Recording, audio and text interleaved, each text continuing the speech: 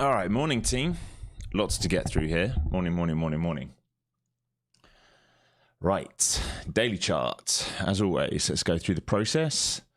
First thing to say, before we do anything else, make sure you've slept and eaten enough and you're not sporting a hangover or something stupid. I'm not, but I did have fun at the football yesterday, so I'm a bit more tired than normal, so I'll be taking it a little bit easy today. Great game for anyone that watched. Iran, New Zealand last night at the SoFi. Awesome atmosphere. All right, let's have a look at what we got. Daily chart. Yes, we've rolled over. Let's just say that. We've rolled over now. Hey! All right, we've rolled over because there's more volume now. All right, daily chart. We're opening up inside. All right. So first high probability of chop has been identified here with the daily. All right, we've looked above, failed, come back in. All right, so I'm expecting a choppy day today, not only from the technical setup, but also from the environment right now. We're waiting for the Fed decision tomorrow. Unlikely there's going to be any change, but the market's going to wait for it. All right, higher time frames into the hourlies. Let's pull this up. And you can see we are trading inside yesterday's value, inside current week's value, all right, and into key levels where we've now swept one set of stops. We have some more guys up here into all-time highs if we really want to get there. Which means what? If we're going to get there, it's probable that we're going to build out some liquidity, which is what we're starting to see. All right, in here, we're starting to see that build out. So my expectation today, very simply, is range. That's what I expect today. I'll be looking for failed breakdowns either side of range or breakouts either side of range. So the first level I'm going to watch is basically 750 into 700. All right. If we come under here, all right, and then reclaim, I will attempt the trade that I hate to do, to get long, all right, on a failed breakdown to move back upside. All right. If we stay under 750, 760, all right, and crack 700, then there's a chance we fill back into 600s. All right, and if we get weak there, you never know how far they might want to come. I mean, structurally wise, they're allowed to come all the way down here. They're allowed to come right back to 30,000 if they want. I don't think we do that without some negative news or before tomorrow, but just be aware of it, just in case for some reason we get some headline that changes things. Okay, the same thing is going to be said the other side of the range. All right, so if we poke up here and we fail outside previous days, why is that saying value area low? That should say value area high. Okay, then we will come back in. All right, so then we'll come back inside and trade back down to the other side of value, or at least a point of control. If we find strength, if we find strength above previous day value area high, all right, if we find strength up here and we base somewhere up here, we can look for this push above, is that overnight high? Above overnight high into the 31,000s, and if we get through that, then we're not that far away from all-time highs at that point.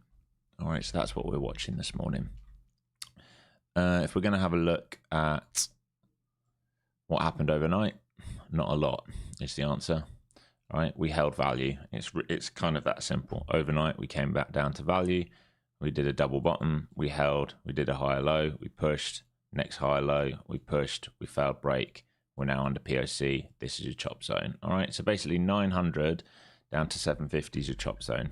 150 points of chop in there. If you want to trade that, be my guest. I don't love it. I don't love it. And the main chop zone is what I've identified here. Sort of 880 down to 820. So 60 points chop in there. That's definitely a leave alone area for me, that grey zone today. All right, keep it stupid simple, nice and simple. Have we got overnight view ups on here? We have. We need to turn these off. There we go. All right, lower time frames. You can see the same things. You can see the GEX levels right now. They might need to be adjusted. In fact, I think they do need to be adjusted for the new contract. So I will, because of that, watch the QQQ more intently today for GEX levels. In fact, I might even remove these off. Let's just have a look. That doesn't look too bad, but this one way above. No, we've got reason to search higher today. We're holding P1 on QQQ. We can go over that momentarily. My mouse is being very annoying. Please stop. What is this?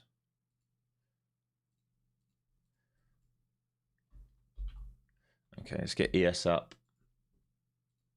And you'll see the same kind of thing. All right, creating a range here. If we zoom out, all right, we're not through as much liquidity as the Qs are, but these are the targets right now.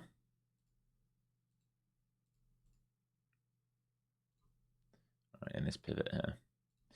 All right, so same kind of story here. We've built out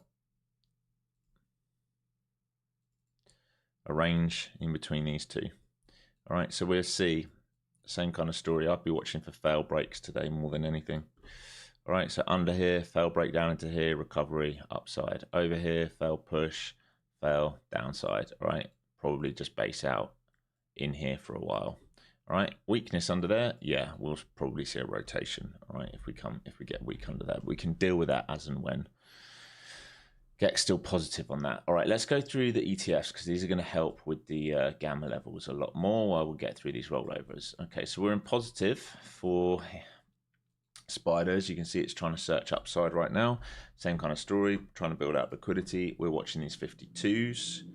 All right, so any fail breakdown here that finds a bid at 52s and reclaims, that will probably give an upside push. Any morning shove, which breaks outside of 56s, 57s, and then fails back inside, back into range. My expectancy is range today. That's all it is. And unless something changes, that's what we're looking at. Under 52s, they stay heavy. We rotate down to this block. All right, doesn't have to be today. Over here, they hold a bid, all-time highs. It's going to be the same story on the Qs here. The main thing is the gamma difference. All right, watch the gamma here, how it's equally spread upwards nicely. And we're holding P1 right now this morning, I think. If it can wake up, there we go. All right, so we're holding P1.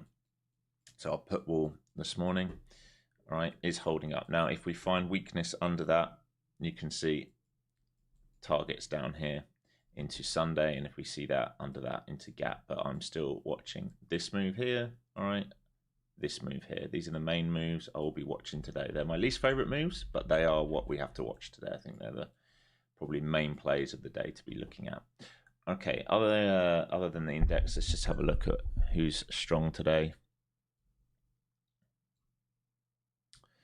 All right, semis coming back in, unsurprising after that decent shove up yesterday. All right, inside yesterday's range. This is our price alert really down here. 60 to 80 is the current rotation. All right, weakness under 60s that stays heavy. You will see this move, that would be downside pressure on the market. So we can set a price alert down here. To be honest, I'll set it a little bit above, so I'm prepared. All right, so one there. So that's the semis. Software, same kind of story inside yesterday's range. When it dropped yesterday, though, it held an RBS, which is important. All right, MAG, Apple, inside yesterday's range, but starting to get going, which is good. So we based out here. All right, we're trying to go upside. It's clearly trying to build liquidity. 300 is the target, and then acceptance over 302, we get going. So it's trying to build this out to go upside right now. It just depends whether it needs to drop back into that. If this is a two-leg which fails, right, weakness under 93s will be a problem, but so far it looks good. Opening up slight gap down. Amazon, opening up slight gap up. This thing is where I want to scoop some shares. I really want to buy this. I've got a little piece on here. I really want this to come in and firm up, and we'll get long with a bit more size. So I'm watching that on Amazon to see if we can come anywhere back in right now. 42s would be nice. Anywhere down here, pretty please market. It would be fantastic. Goog, in a big balance. All right, this is a month-long balance now. Well, a month-long, this month, 16 days or whatever it is. All right, in balance, but that's the failed break. This can be the spring. This is the sign of strength. All right, if we get going now, upside target. So same thing here. I'd like to see it hold 60 and then reclaim. That'd be a really good sign for me if I am going to get long. Meta, nice response. All right, looks good there, looks really good. Opening up, slight gap down and flat. Again, we're inside this. We did sweep the liquidity. You'd want Meta to start basing out now. So again, we'd like to create range today on Meta before seeing that upside push towards 610. Yeah, SpaceX already doing a 60 billion acquisition. I know, and everyone's really excited, and I'm like, that shows as negative on your P&L book, which is amazing. So now we guaranteed some like negative action, but it's okay. Retail, just jump up and down for it. Let's see how high we can get it before they flush it back down in a week or two. I'll be waiting. I don't bid on price discovery. Everyone's so excited. It's amazing. Microsoft, all right, slight gap down here as well. Looking good with software. All right, we've had this big walk down, walk down, walk down, walk down. Failure to break lower. I'd say any bid here over 93 would be great. Nvidia. Also coming back in with the semis. All right, cleared out this liquidity. You can see this is key now. Do we hold the bid here? If not, we're coming right back into this range. It's not pretty out here this morning, folks. It's not making me jump up and down and want to trade right now. I'm going to be honest with you. Yesterday was. This certainly isn't. That's why we had some good trades yesterday. Tesla still pinned in. All right. Can't get back through the 420s. Top side, bottom side, fail break, hold, top side, fail breakout, into pivot. 402s, basically. That's kind of it. That's the story of the tape. Some that are getting going swing-wise, which I like the look of. Hood, I really want to add into. We talked about this yesterday. This is going to start motoring now. All right, so we're looking really good on Hood. Ideally, we get some pullback into the low 90s before we start moving up. So we look fantastic here now. I'm not sure what I'm up on that this morning. I can have a look shortly. Where's UNH? Oscar, man, this thing is upsetting me. You can see where I wanted to be a buyer. This thing is upsetting me. Couldn't get a fill down here. Couldn't get a fill here. Couldn't get a fill here. And away she goes. You're up 100% on that. Some of you guys in Discord. That's a beautiful move from where we were trying to enter 16s. You're up 100%. Really, really good move. UNH, where are you? Yeah, this is getting going now as well. All right, so we're starting to build out this liquidity now above 60s, and we have a big old gap fill up here. All right, a couple 100 points higher. So we'll see. I want to see it just base out for a little bit, and then I'll try and join in. We will see. We will see. We've got to be careful about bidding up too high on that in case we get a flush back.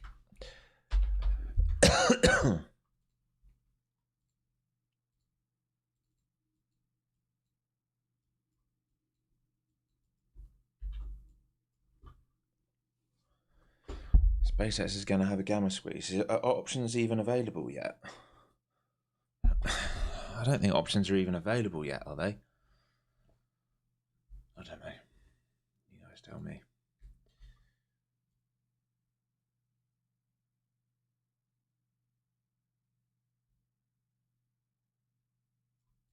Oh, these drawings all off.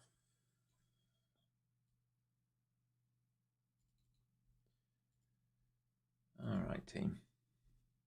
40 seconds here. Going to let this develop a bit today, unlike yesterday. I'm going to give it time to develop. See if we get one of these failed breakouts. And then see what we get. Certainly no rush here this morning. It's not like yesterday where we needed to attack the open. This will probably take time. Who's going to win the World Cup? I have no idea. I have no idea.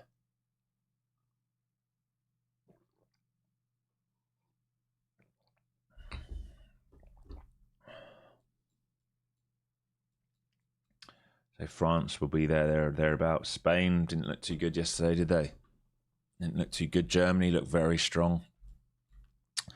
Okay, so we'll watch this previous day value area low, and what we do underneath it, if we see a failed breakdown underneath it, would be maybe perk my interest. Mag mainly gapping down. Amazon 30% up, Google 0.20% up, Meta 0.14% up, rest of the market over 1% down, other than Apple. So Tesla 2% down to start the day, Nvidia over 1% down to start the day, Microsoft 1.12% down to start the day, Apple 0.62% down to start the day. So we're coming into value. They're bidding on value so far by the looks of it. So confirmation of range there simply by that move. Let's get some volume on here. Man, these mouse is very irritating. Okay. So what I'm looking for down here is anything like this, which is bid back up. If we stay heavy and build this out, then we can think about this if they're going to reject this right now. But I'm more interested in trying to play a move back into range than I am in playing downside pressure. Same as the upside, I'm not really interested in playing breakouts today. You miss Italy? Well, you've been missing them 3 times in a row now. I mean, it's madness what's gone on over there. What is going on in Italy to not qualify, eh? SpaceX 9% up, it is, trading at 210s. Like I said, you are in price discovery for the next 3 months. Right? It's very usual. First 5 days to 10 days to push up, and then we see who gets out. Remember, after 30 days to 60 days, at the moment, you're basically trading with like 5 or 10% float or something stupid.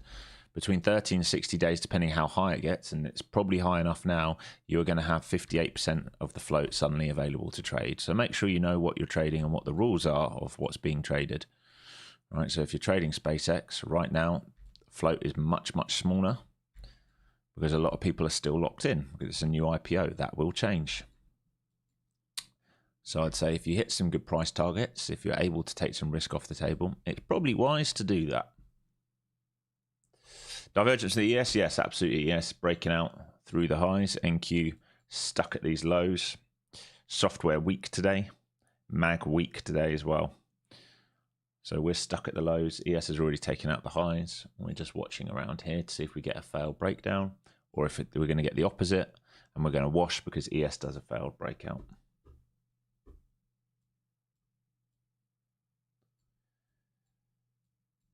We got very close to that alert that I set on the semiconductors. Right, basically at 62s. We got very, very, very close there.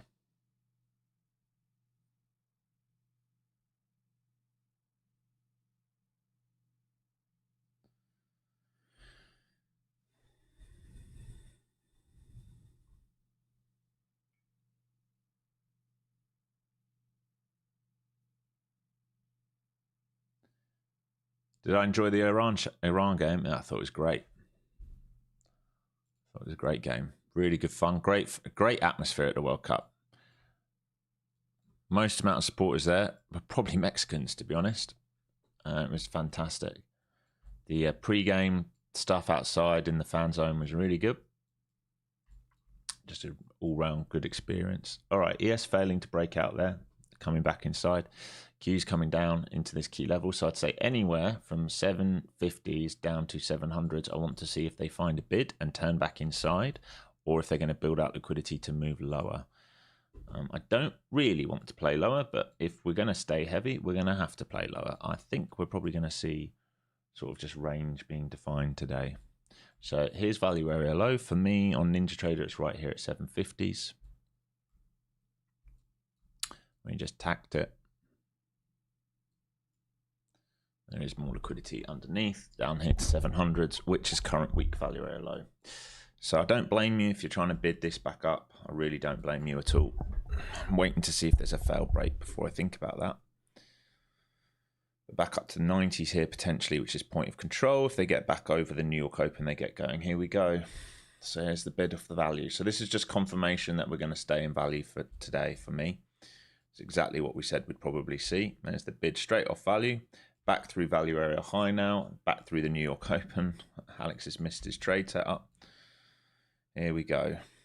Don't really want to trade this grey box. That's your no trade zone really. So you want to be long under it really. You don't want to be long into it. What a bid off value that was. That was very quick. It's going to be almost 100 points straight away to view up. Very, very quick. W, oh, you got it? Nice.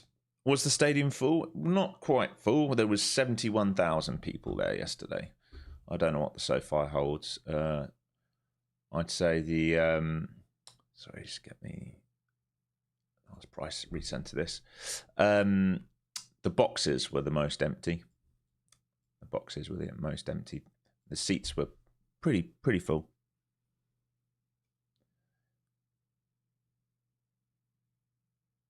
You took it because it swept Asia low. Yeah, it was good. I just never came back in for me, but it's a good move. Like I said, these are not my favorite trades. We all know Alex doesn't really love these trades, but they make sense to me. We talk about them all the time. Fail breakout underneath value, sweep back inside. There's your TP1 into grey box. Now this is a very thick area.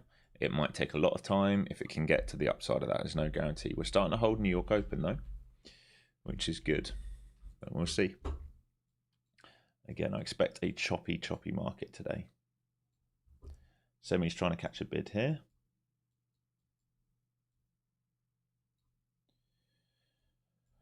And they are also coming into, I mean, failing so far in front of that pivot. So semis need to get back through 75 basically to find acceptance into overnight range. Does anyone know how I can stop this mouse doing this? It is, it's only on TradingView. It's so annoying. Maybe if I...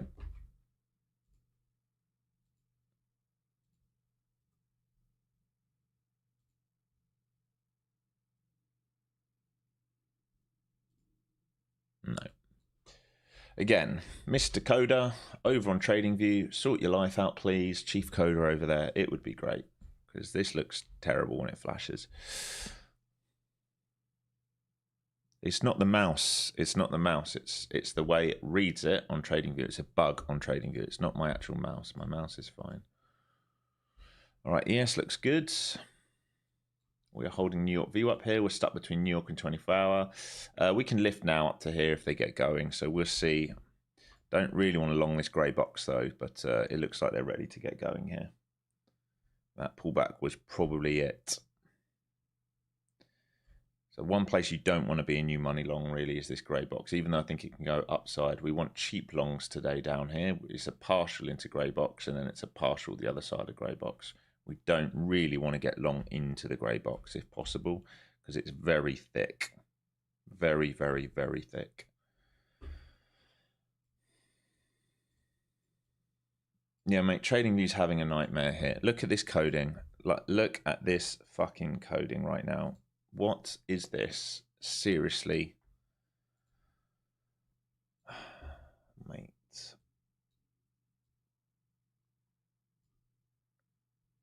It's just a blob. They've put a blob on my screen.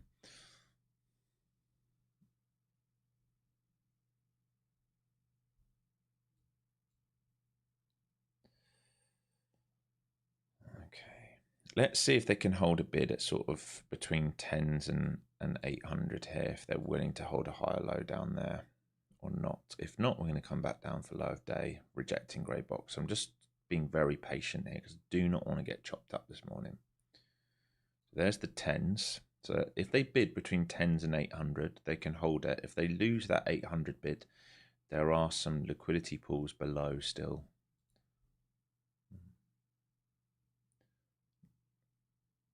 ES coming back inside as well. So rejection of high volume, grey box rejecting, but finding a bid at value. Okay, here's the move towards 800 and VPOC. Are they willing to bid this? If not, we're going to go low of day. And SOXL, by the way, just rejected previous day's high and the lower sort of liquidity it built pre-market, which we just talked about. That 75 level, it just rejected it. Big sellers coming in here at the lows.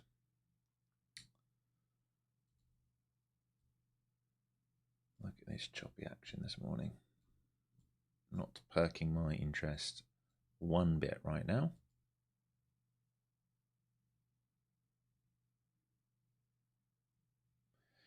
I think we might have a whole day of this today, folks. I think we might have a whole day of it.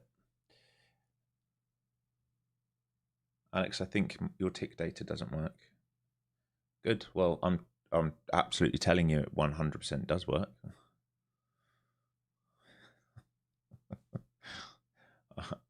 100% works. Otherwise, I wouldn't be able to get half the tools I get on here. Okay, back to the upside. Chop, chop, chop, chop. So high low there versus value. So we held current day value area low there. Still not bidding on this, but if we're going to show a sign of strength here, I'm willing to try and bid on this Just don't want to bid near this grey box. Back to VWAP.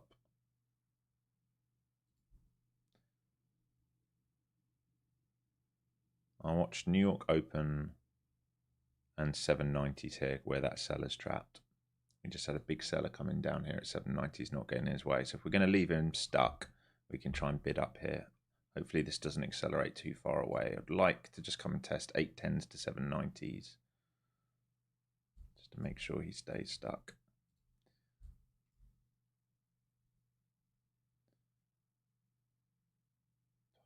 Try and get long in this if possible before we get to this grey box. Don't really want to get long up here, otherwise I'm going to have to wait to get the other side of the grey box. Ay caramba, it's going to go.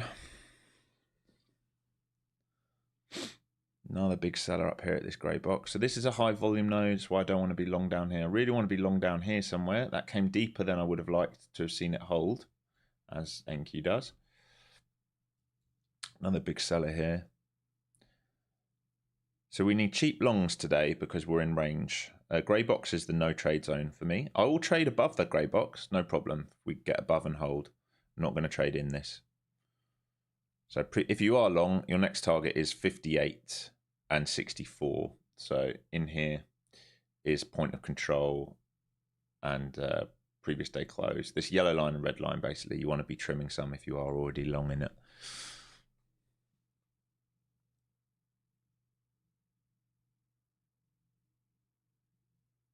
Here you go. Well, couldn't get my fill. Couldn't get my fill. Congrats those that bid value. You look really good. If you bid previous day or current day, you look really good. Just trim some into gap fill, which is here. This yellow line is your gap fill. And then you want to see if you can hold a bid over the grey box. If you can, your next target would be 910s. 900 to 910s, which will be the rotation of previous day's value, just like we talked about. Which it feels like it's very much trying to attempt. So lock some in here into previous day close. You would want to see it base out over 25s now. I would not be bidding in the grey box if you can avoid it. It's a very thick level. What's the low I have on this one here? 32s. We can probably move this up slightly. So yeah, what they're trying to do right now is rotate yesterday's value like we talked about pre-market. All right. Fail breakouts under here, probably come to here. Fail breakouts over here, probably come back and down. This is your range. This is exactly what we went over before the market open. This is our high expectancy move today. Is exactly what it's doing. It needs to build liquidity for tomorrow.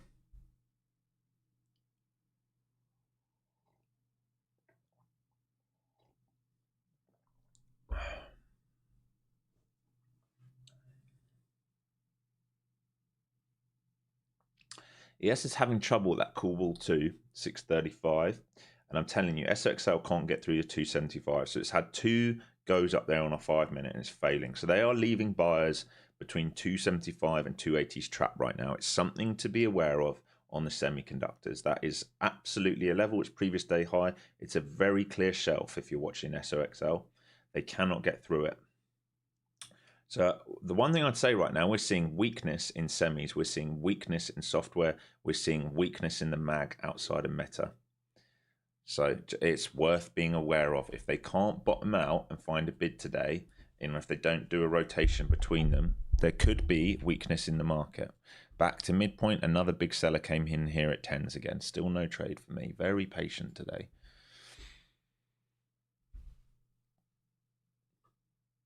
The alignment looks dangerous for a sell right now. It really does.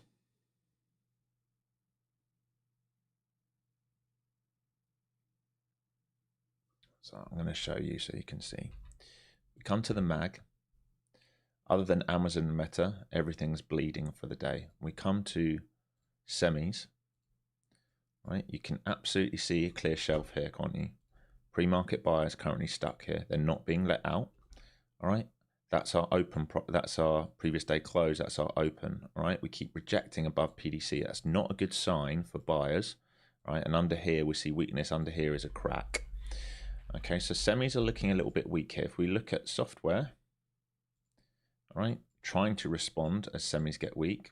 but not through the New York Open. Again, yesterday's buys are still stuck. We let them out, we can start going, and that'll be a rotation out of semis into software, which fits the range narrative. So we're just going to have to see here. We need one of them to catch a bid to keep us in range today. Either mag, software, or semis need to catch a bid. If they all catch a bid, we get pushing up. That's a good hold of New York Open there.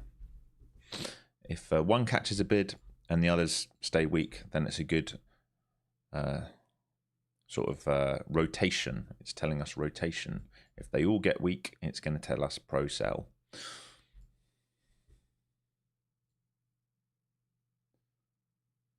Semi's trying to get up to 75s again. They're having another go. You're at this opening range, which they've set in the grey box. I wouldn't be taking opening range breakouts today in this grey box at PDC at previous day point of control. I think it's risky to take that. They might come to the other side of this range, but it's very risky to try and play the orb here today, I would say, based on where they've put it.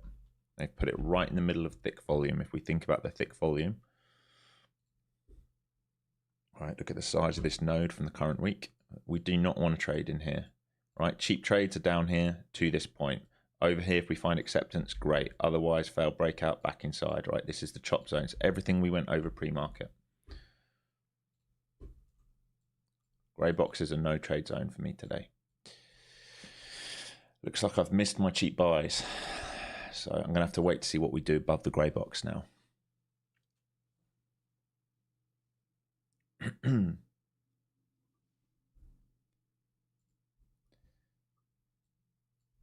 So gap now filled, that's your yellow line. Point of control from yesterday is just above. Grey box is the end of the thick volume. All right, and above that we get thin and you can get up to previous day value area low. All right, so if you're long down here, you should have taken some partials into yellow line and red line, all right, on top of grey box, and then you're looking to see how we act at sort of 900 to 910s, right? And that is your high probability trade. Beyond that is not high probability. We're trading with a much tighter range today than we have been for the last few sessions, to be aware of that.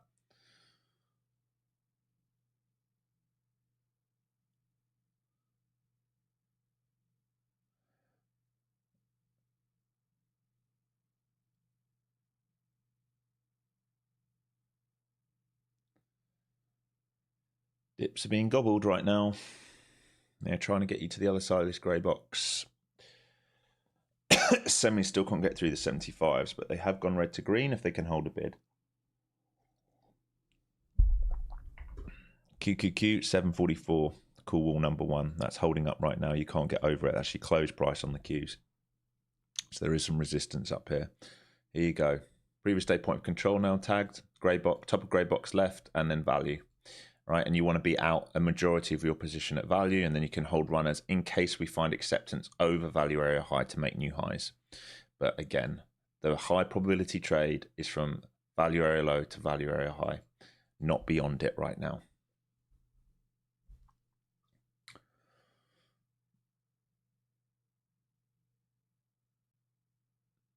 Why is something called a naked point of control? A naked point of control, or you might hear it be called a virgin point of control, is a point of control which is untested. So if you have a previous day level like this, if we haven't tested it in a New York session, it would be considered naked. If we have a previous week one, which is what we tested yesterday, right? That was a previous week, so it's 2 weeks before, it was naked. We'd never come back to test it. So it's all, you will hear it referred to as naked or virgin if it's an untested level. If you trade Malaysian SNR, they would call untested levels fresh levels.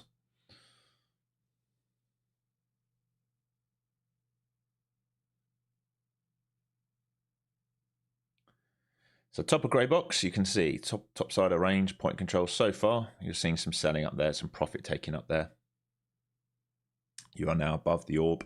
And the next level to try and get to, if they can hold a bid, really the only thing left is 910s, which is value. Current week value is 900s. There's a cool wall there. It's smaller. But it is a level on the Qs. So I'm not really, do you know what? I'm going to take these off today. All right, not because I don't want you guys to have them. I think they're incorrect, all right, because we've rolled over. So I'm not too interested. I'm following the cool walls more on the Qs today. And we are at cool wall number one right here. for absolute gex as well. So 744 on QQQ is a level. So that's what I'm watching right now. If we can get through that, and they can try and get up to that shelf at 745s. So your next target now simply is the blue lines above you. Again, I'm not in any of this. Missed my long entries at the bottom. Unsurprising, because I don't like trading range.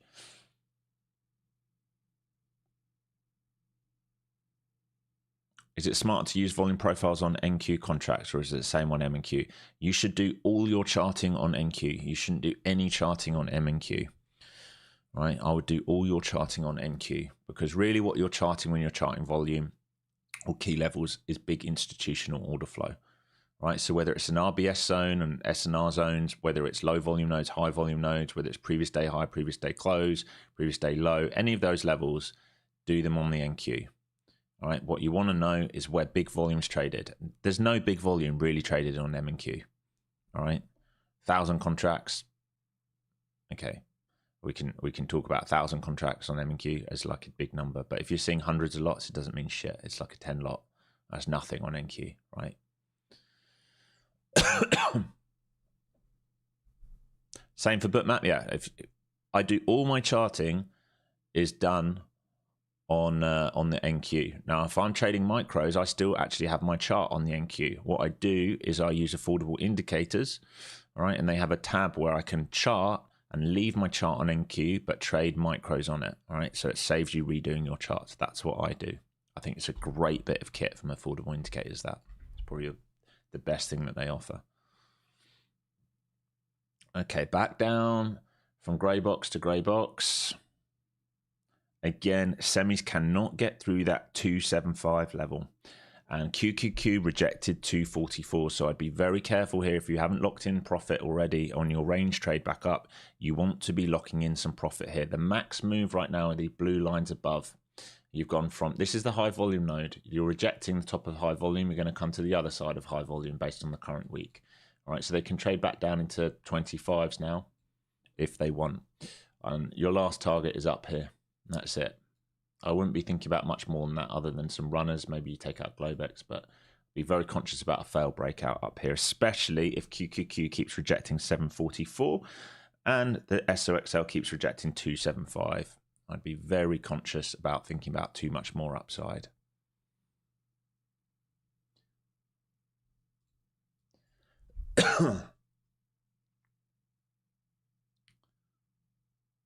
What ticker do I use for semis? I'm actually watching the triple leveraged semiconductor. I'm not watching the SOX. I'm actually watching the SOXL.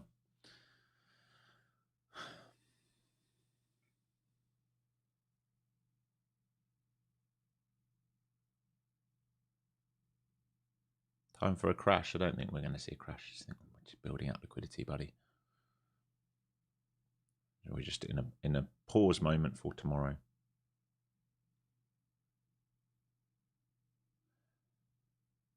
Why watch the leveraged one? Because I was trading it. That's the main reason. You could just watch the SOX or SMH or something, but I was trading the SOXS. So when we're seeing bullish action, I'm watching the SOXL. Doesn't make a difference. It's like watching T triple Qs versus QQQ. Doesn't really make a difference.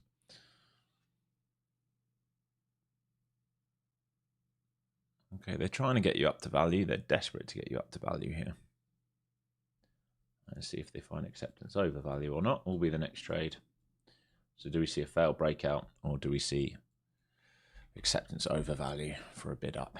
Here they go. They're trying. So top of the grey box now. They're going to try and get you up to the 910s. Here come the 900s. Semi still can't get going. QQQ at the call wall, 744s. So it's trying to break through it now, and it would tap previous day high if it can. So these blue lines above, these are your targets here and here and here. All of this, and then runners for acceptance if you can hold a bid over 910s. I would be expecting failures up there, all right? It doesn't mean you get short, but in my mind, if you are long from down here, these cheap trades, expect failures up here somewhere. If you don't get failures, great, you get your runners to go, right? But expect this to fail up in the top side of this range, because that's what it's told us so far. What it's trying to do today is just to rotate range. So if you look for too much or you add too late, you're going to get hurt in a day like today, unless we start to bid and hold and change this sentiment of the day from a ranging day to a bullish expansion day, which I don't see happening right now. I just see us ranging. Here we go back downside, so rejecting top side of the grey box, rejecting point of control, now under previous day close, and down we come back to current day value area high. You see how we're ranging. You have to understand the type of day we're in. My knowledge for stuff like this, right, stops me taking crap trades. Because people, I'm sure there are people trying to bid up, and they will probably get stuck because they are unable to understand that the main trade today happens in here, and you want to be buying low or a recovery, and you want to be selling this kind of move here. All right, and you don't want to be trading in the middle of this grey box or anywhere in this grey box. You will get hurt. That's why I put it there for you guys. All right, there you go, straight back downside.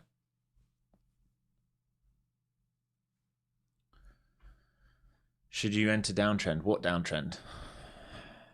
What downtrend? Are you talking about an M1? I would advise you to look at an H1 right now or something.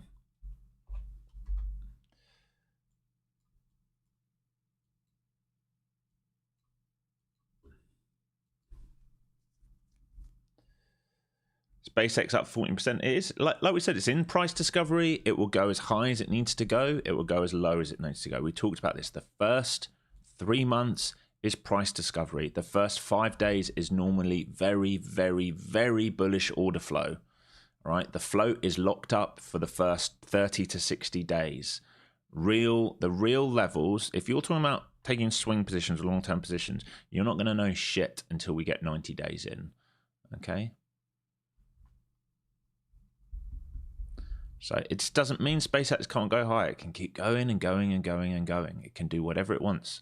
Like I showed you on Rivian. All right, we're supposed to open at 50. We opened at 75. 5 days later, it's at 180. 3 months later, it's at 20. All right. I'm not saying we have the same with SpaceX. I'm making you understand we're in price discovery. You have nothing to lean on other than 2 days of price right now. Do I talk about volume profile in the beginner to advanced course? I do. There is a module on it in there. It is not super, super advanced, but if you want to understand it, it's in there. I go into far more detail in the order flow course.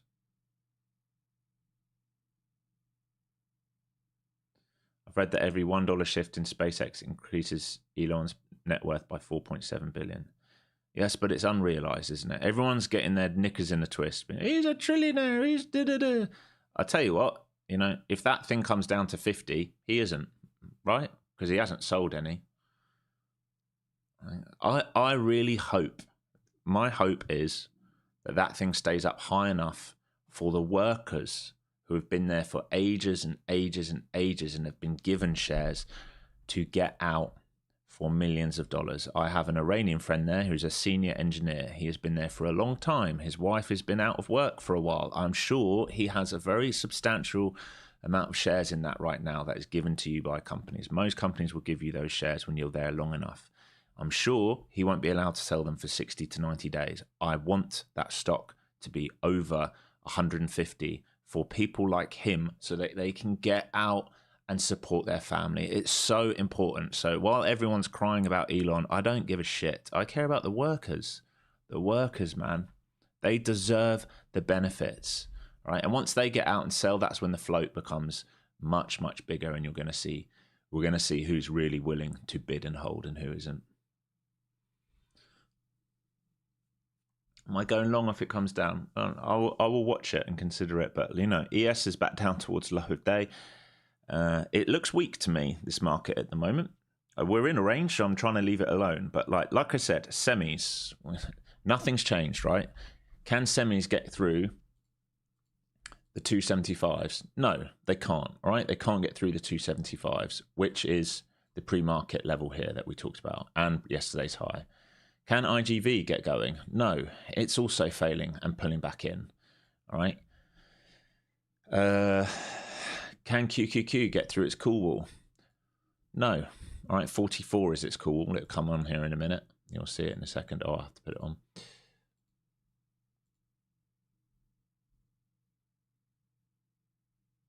There you go. Can't get through the cool wall on QQQ. So I'm not really a fan of this market right now. All right. So this is part of it. Lots of people here will want me to press buttons. No, I will trade what's in front of me when there's a good setup. At the moment, I think I missed the long opportunity this morning, which was the first test of value. I will wait to see how we act down here. Right, if we're going to go into a pro trend sell, if they build out liquidity here and I see weakness in the mag, in the SOXL, in software, then I think we'll do this move. And then if we recover it later today or tomorrow, we can get the long out of there. But at the moment, I'm just trying to leave it alone, to be quite honest. All right, range days are my least favorite days to trade. You'll see on days like yesterday, days like we've had last week, I'm very aggressive when we're moving outside of value. When we're inside of value, I'm not. All right, that I play to my strengths. We talk about it all the time. This is not a par 3 layup right now with an 8 iron. All right, this is, let's call it, this is a par 5. It's got bunkers everywhere. It's got water everywhere. It's trying to make you get your driver out, and you are going to stick it in the wrong place if you're not careful. That ball, you're going to go bogey, bogey, bogey, bogey, bogey, albatross or something absolutely horrendous. All right, so just patience, my friends. Let's wait to see if we can at least get it down to a par 4, if not a par 3. Right now, this is going to take people's money. That's what it's trying to do, is what it wants to do. It wants you to get the wrong side of this trade today, because the more people that start getting aggressive in today's session and are out of position, the bigger the move will be tomorrow.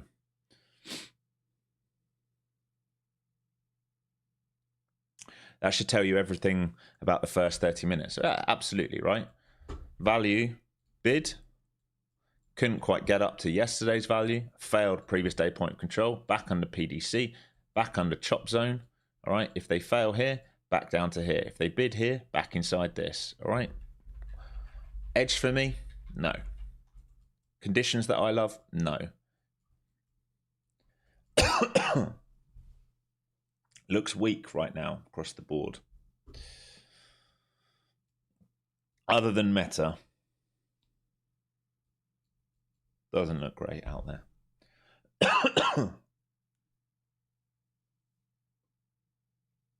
Failed opening range. Yeah, I mean, like I said to you, I wouldn't trade the opening range up here. You have no room. I literally said it when you got up here. I wouldn't trade at the opening range up here. You are in a very, very high volume node. Probably get this kind of move here, which happened. It happened. The only thing I would say, the only thing you could potentially lean on is this seller who is stuck under this wick. Just here. It's like 107 lot, stuck at 90. It's the only thing. It's the only guy they're leaving trapped right now, and things can change very quickly.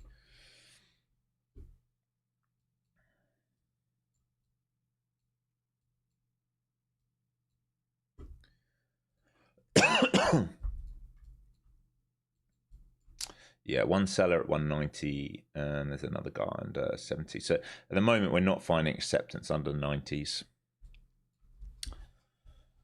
SOXL back to PDC again.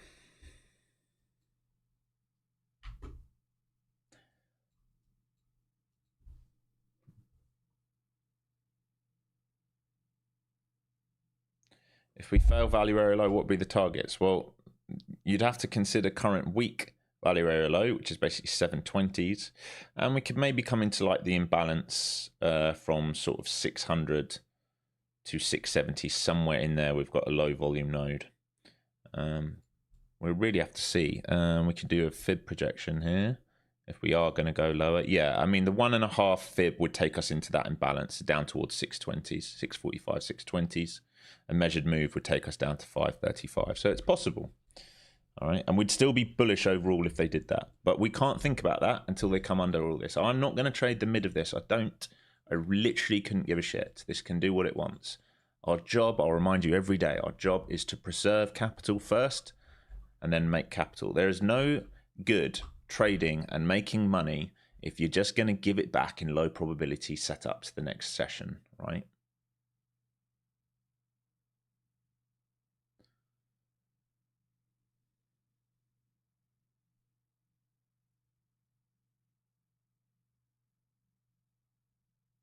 Do I think I'm going to take a trade today? I don't know. I'd like to, but I don't know what the market wants to do. If the market never comes down here again, or never comes up here again, then I won't be taking a trade today.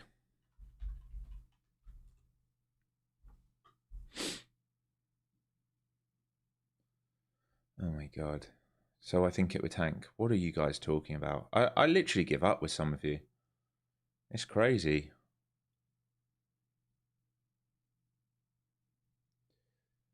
I don't know what you guys think I just said. Did I say that I think it's going to tank? I did not. I told you an area that it could go to if it had a continuation break outside of value. That doesn't mean I think it's going to tank. It's just a projection area that if we come under value, if we build liquidity, if we stay heavy, if the semis, the mag, and software goes into a sell where it can go, it doesn't mean it's going to tank. I don't know how you get that out of what I say. Man.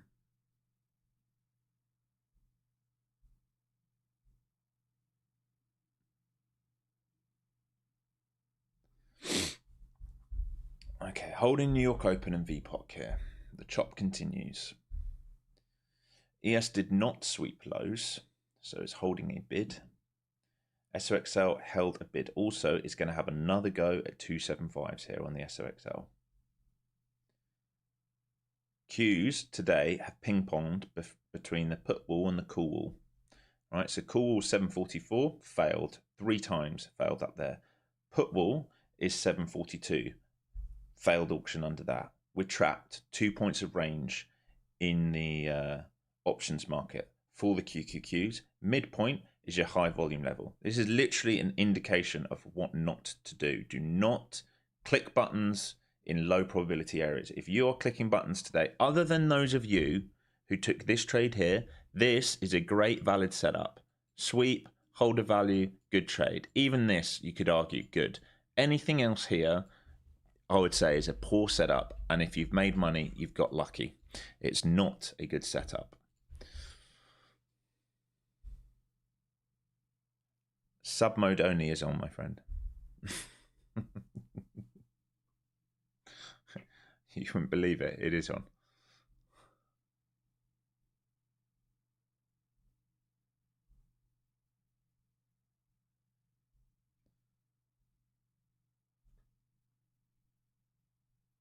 We just have to be patient. This is part of being a trader. I talk about all the time. You need to be a sniper. If you're not a sniper, if you spray and pray today, you're going to get hurt.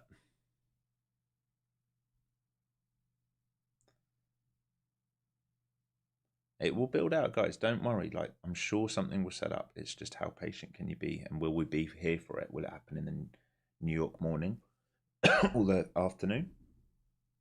Tomorrow will be a great day. The range tomorrow will be fantastic because we have FOMC and it's the first time of having a new Fed chair. I doubt we get cuts. Everyone thinks we're going to get cuts. We're not going to get cuts. It'd be an absolute shock if we got cuts, given what's going on. Trump thinks we're going to get cuts because he's putting a new Fed chair. I think he's going to find out that's not going to happen. Okay, trying to lift here. ES trying to get back to the upside again.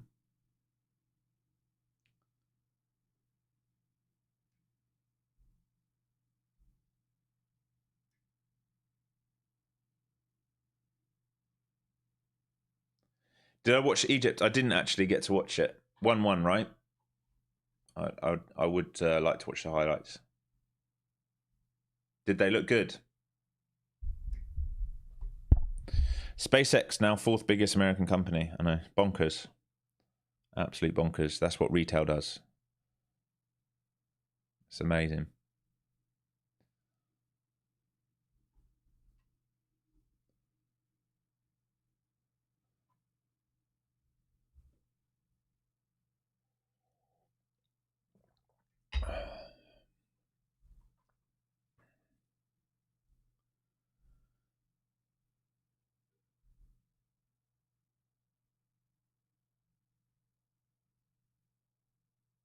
with no rev. Yeah, exactly, Tyson. No rev. And today they just took on 60 billion of debt because they just bought a company, and that will go in the books as of September, right? So 60 billion buy for a company. Bid up. It's positive news. It's retail. It's positive news. They're buying everyone. It's really good. They don't think about how it shows on the P&L sheet. It's amazing. It is amazing. But this is what we get. It was like when Peloton. Oh, Peloton is going to save the world. No one's ever going to do any other form of workout ever again. Great company. Well, I guess if you liked Peloton at 170 or whatever they were, you must have really liked them when they hit $2 2 years later.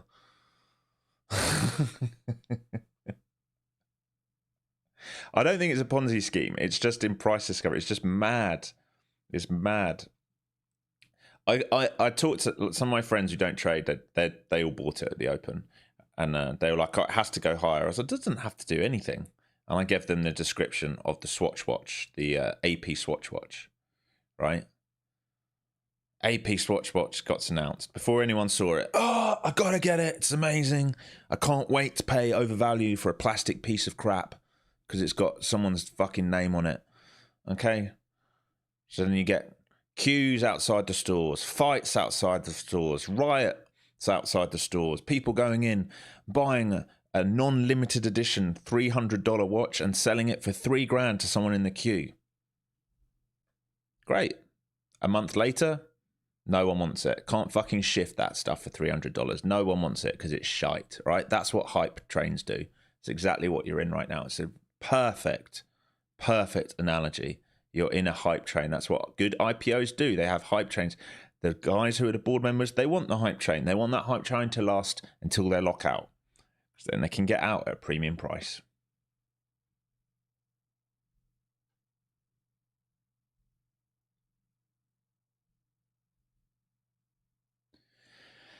It will continue to go up. Look, again, it will continue to go up until the float is unlocked. Once the float is unlocked, I think you'll see that thing steady right down because it's easy to move a stock where the float is locked up, where it's cheaper price. But that thing starts getting more expensive with a bigger float. It's going to be much harder to move.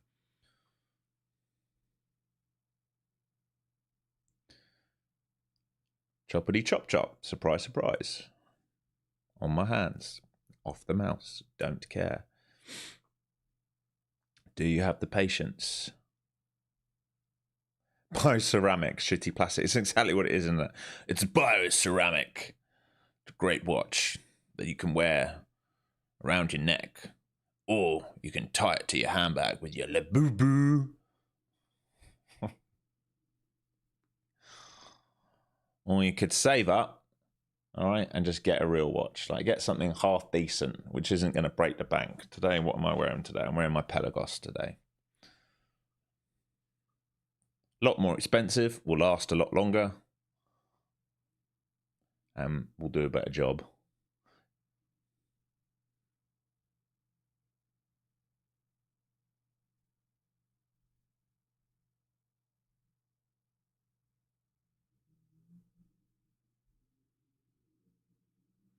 We've all been deployed in Nasdaqistan today. I love it. I hope you're wearing your helmet if you got deployed in here, mate, because there's landmines absolutely everywhere. You got on your AP Swatch watch and your Labubu. Labubu. I love that South Park episode. I got a real Labubu. It's not a Lafufu. Lafufu. They get away with all sorts in that show.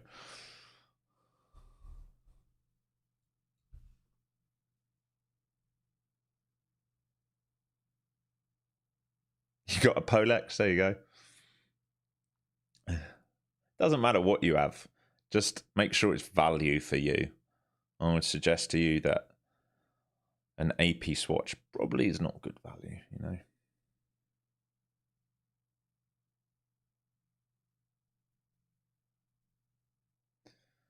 All right, testing value area low for the current session. You can see that we are starting to build out a D shape inside the D shape. All right, so this is current week's D shape, and we're starting to build out this here, aren't we? All right, so we're not finding acceptance outside of this, and we're not finding acceptance above this yet. Things can shift. I wouldn't be surprised if we're coming down here very soon. I wouldn't be surprised to see this happening soon because we built out an awful lot of volume. So another big seller coming in here at 800. They are trying to get this break back down towards value area low now. They want to test the edges. Now, the seller earlier today was caught at 90s. Here they come. So they're going to try and test this. Now, if they break 90s, you're going to get low of day or towards low of day. All right, so in here, yeah, 90s, there you go. There's the break. Like I said, they built enough out there. So if you took that very quick, you want to be locking in fast into here. Now, what happens down here becomes important. All right. We're either going to see this or we might well see a build out right here now to do this move lower. It's possible. We'll see. We're going to have to be very patient. Looking for continuation in days like today is very dangerous, but they have built significant volume now. We'll just see if we get an alignment. So the last big seller came in at right on the 800s basically. So if we stay under 90s or 800s, we leave sellers in control. If we reclaim, we go back into range again. I think we'll probably retest the lows here. There is a little imbalance here that they're trying to hold at 70s. I think you're going to see retest of lows. SOXL getting very weak, coming back down to its put wall here. So it failed so many times at 75s today that it's got to come and test 67s now to see if they want to hold the bid.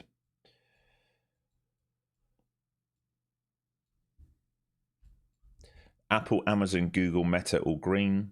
Microsoft, Nvidia, Tesla all red. So again, rotation. So I'd be watching 790 to 800 to see if they reject here to move back down to value. All right, any reclaim of that, there's no play at all if you're looking to play down to value. Once we get down to value, you want to be very careful of a fail breakout and the turn back inside. So I'll watch here to see how we act 790s, 800 to see if we're going to reject everything or not. It needs to lift towards 800 and then need to make a decision here. And if they let it back inside, again, there's no trade. It would just be a hold of the lower side of the range back to the mid. It's a good rejection of 800 there. So do they stay heavy under 790 now? Okay, short here, small size to see if we can get down to low of day here. Very small size, and I'm in scalp mode here. First trade of the day. Because we're leaving volume trapped. First time we're leaving volume trapped above. Into the imbalance here. There is a buy side imbalance at 70s. Break that, and I think we go lows. And break lows, maybe we get the continuation set up. If we can't break lows or we turn back inside, there's nothing to do. So here we go through the imbalance. We're coming down towards the low of day. Nice trade here. You can pay yourself some in front of low of day here in case we don't get the break, because they can protect value. All right, so we're hitting target here. TP1, so I'm locking some in there and see if we get a low of day break and continuation now. Here we go, really good. So we're up about 40 points here. Beautiful. There we go. Fantastic. Locking some more in. Next level is this blue level on your screen.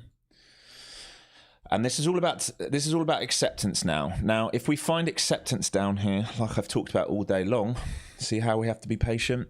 If we find acceptance in a build out down here, there is a chance to come back down into 625. So I'm going to draw this on the screen so that we know. All right. This is where we can come into here. It is possible. It's possible to come somewhere into here. If we turn and reclaim everything, then we just get out, all right?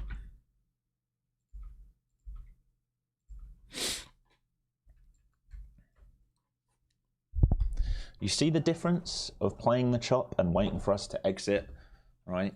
Why? You might say, why? Why did you suddenly want to play short there when you said it was going to protect? Well, what have we done here? There's the D shape. There's the D shape. What have we done here? We've left buyers up here trapped. Sellers now all in the money. That's the rejection of that D shape. It's showing you high probability to come to here. We lock in. We're runners now. All right. We're runners to see if we can come down into here.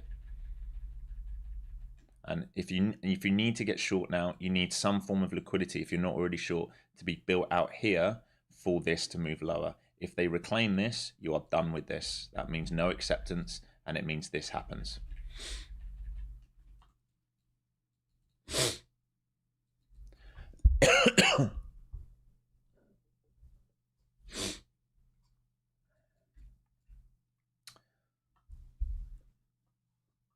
Trying to give this a little bit of wiggle room here for the runners.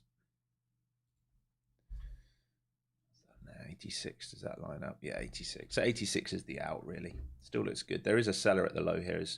Can be caught if we can't break underneath 40 here. Still think we've got a chance to expand. So trying to hold runners for expansion. Want to stay heavy under 40 now that we're retesting this down here, ideally. Nice. Don't let him out. Come on. Not finding acceptance lower yet.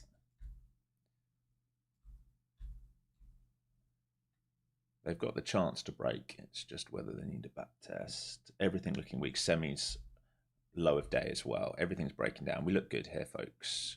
Here we go. Sellers at these lows. Want to break under 20s now. Big seller coming in there. Really good. Fantastic. We're looking for blue box if possible. Right, if possible. Getting whippy down here. There's a big seller at 20s. I'd like him to stay in the money here. Moving my stop down a little bit now, protecting 35s. Why 35s? It's because where the last seller was 3 minutes ago. Really good under 20s. Fantastic. Starting to accelerate now. Beautiful. Beautiful. Beautiful. All right, we're up 100 points now on this trade.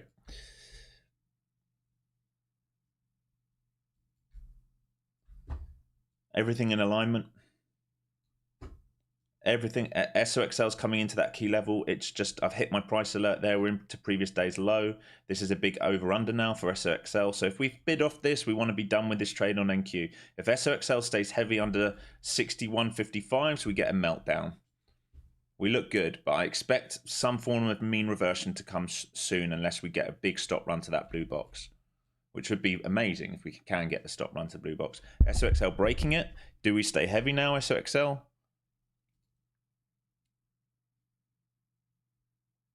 Go on, accelerate for us. Go on, I dare you. I double dare you. Come on, SOXL, coming into the 260s. I want that down to 56s. Let's fucking go. Let's fucking go. I'm telling you, I'm giving you absolute freebies. Most streamers would have got you absolutely murdered in today's. We're 1 for 1 in the only, I would say, the only high probability setup that's come today. We're covering into this blue box. You can front run it if you want.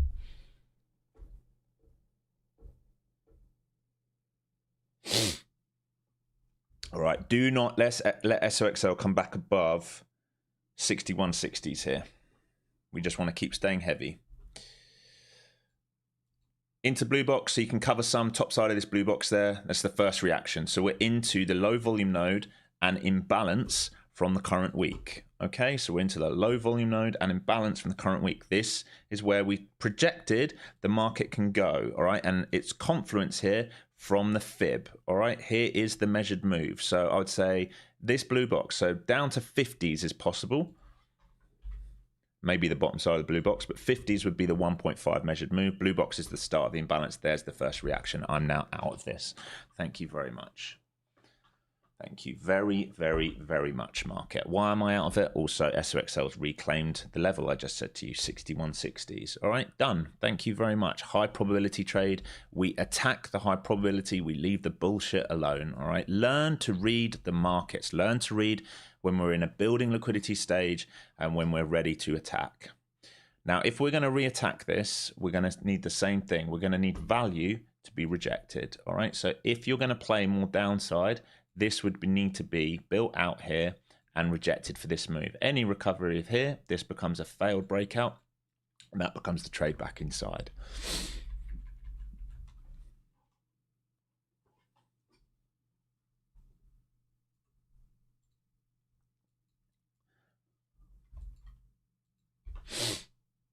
Pretty sweet, eh? Pretty nice. Third week into order flow and getting my first payout today. Thank you, Alex. No, nice work, Tulis. Nice work. I searched volume profile and I got here. Really like the way you are teaching. Thank you, man. You're welcome. Calling that short was God tier, bro. Thanks, buddy. I just want you guys to learn to see it. It's the main thing, because honestly, guys, I reckon I've got 2 to 3 years more of doing this, and then I'm done. I really want some of the big traders in the room to start taking some of the stuff over, because I'm getting old and tired, right? But hopefully you can see this. This is the thick volume. This is yesterday's value. This is where we built out today's value. The lowest seller of the day before that break was at like 90s or 86s, right? So 80 was here, right? From here this morning. So once we came under that, every seller was in the money, and anyone who'd bid here was then trapped, right? So once we reject that, that is your signal saying we're ready to let go. Where are we going to? Here and here. This pop-up is a resale opportunity down to here. Maybe we move lower for the day, but for me, that was enough. 100 points in a day like today, where it's not a high probability into here, is enough. We can always reassess and get back in. We are starting to move into that sort of pro-sell territory. The thing you've got to be careful with is the socks. It's able to range really big because of what we've done the last few weeks. But ES is coming back down towards Globex. It didn't quite sweep Globex low. SPY might want to come down here to 752s.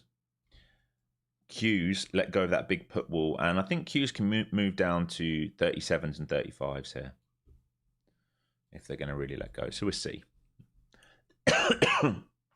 New low of day coming here by the looks of it. There's lots of bids in this blue box. You can see them stacked on Bookmap above me.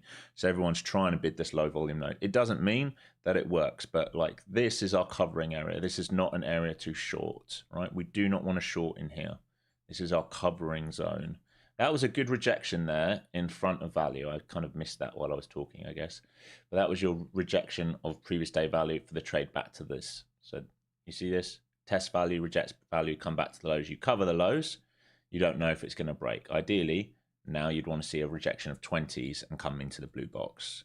All right, if they start reclaiming 20s and reclaiming value, we go back up. SOXL now cannot make its mind up. So it swept lows, came back outside, rejected pre-market level, coming back down to the midpoint. So no alignment now. ES now swept as well.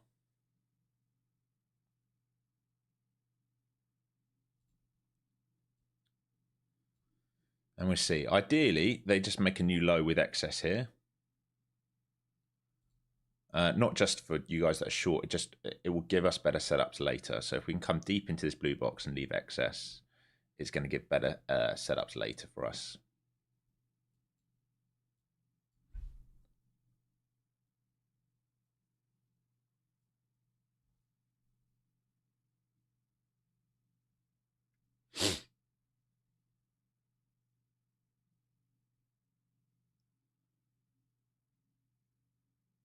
Decision point here for the market. I think we're trying to get to 50s. I think it's trying to do that measured move into here. It's just whether it's got the juice. Looks like they're trying to extend this. There is a bid, keeps showing up at 80s. He's refreshed twice now. 100 lot. It's there again, but there is liquidity down towards 40s. 50s, remember, I think is the fib measured move into this low volume node. So just depends whether they can swipe and fill a few guys and then leave excess down there, rather than just basing out here. So basing out here is not really a great sign of a turnaround. You'd want a flush down. There you go, it's coming now. So big sellers coming in at these lows. They're going to, so if you're still short, you're looking for 50s. Your initial balance is now set as well, folks. There is a 100 lot seller here at 80s to fill that big 100 guy. Here you come, you're coming to 50s. All right, you're very close. Make sure you're starting to cover some if you're still in this. 50s is your target. Here's your 50s. That's your measured move. And you're into this blue box. You want to be out, I'd say, 70, 80% of your position now. You just hit the measured move target.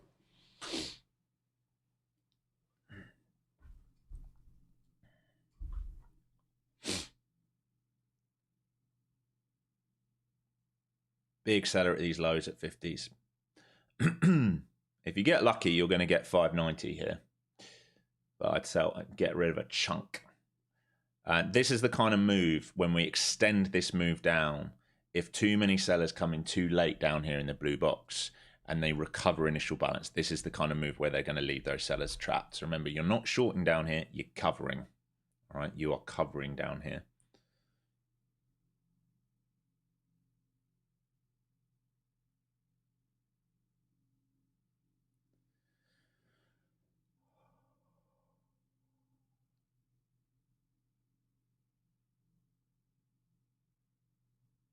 All right, ES coming into a big level here. Put wall 2, pit wall 1 on ES is down at 600.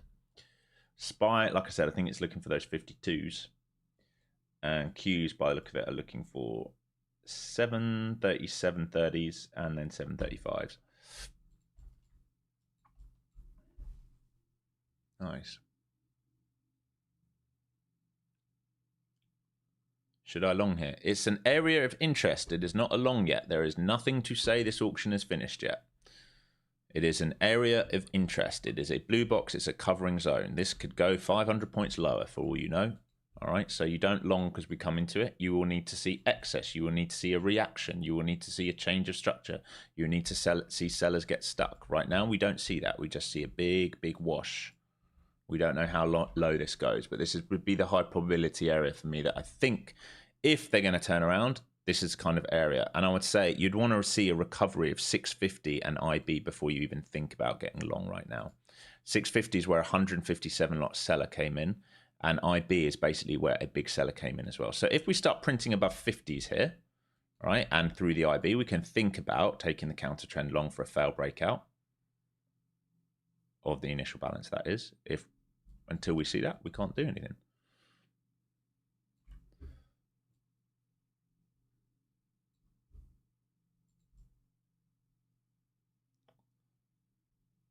Oh, what happened on SpaceX? Is it pulling back? It is. Got whacked off 225s. Whacked. Absolutely whacked. All right, so Q's taking out previous day low. 735 is the next level for the Q's.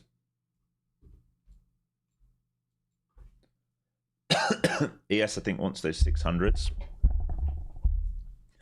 SOXL getting so dunked, it's unreal, into its gap. It's into its Sunday, Monday gap. So 250s SOXL next level. Under that, 237s and a half. Big sellers at these lows. Big sellers at these lows into 600. If he gets stuck, we can play long once we start getting above IB. Not before. We can consider 650s, but really I want to see how we act at IB.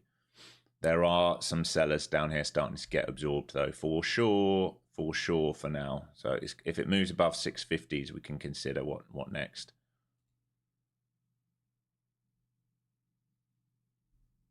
And the seller at the low is right on the 600s. The edge of blue box, so they've wicked it. We'll see if we recover this. We can think about the long then from 650, 672 back up to 760s. Here's the 650 test. This is going to be key. Do sellers come back in here? Because they've got 157 lot who did sell down there.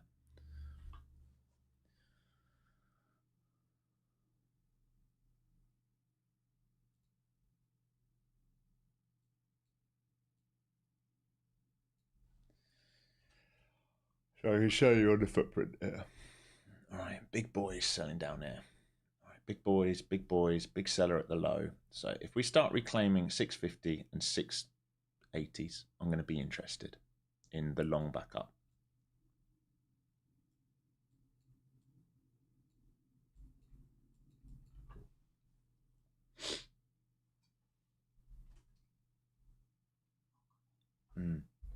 Yes, please. All right, here comes the 50 test, folks. This is important.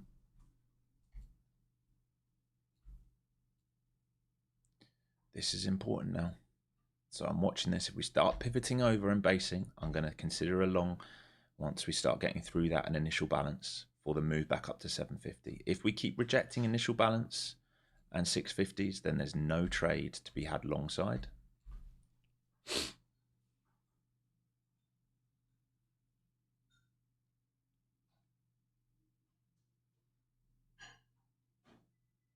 If I get long above 650, where do I set my stop loss? Well, I'd want to hold that pivot. So maybe 30s to give it a bit of room. So if we Remember, we need a reaction of strength and a pullback to hold. See, testing 650 again. It's a big level, guys. It's a big level. 650 to 680 is a big level. They're trying to squeeze through this seller. They're trying to get him out of the way. He's still here for now. And if he leaves the tape, it will be of interest.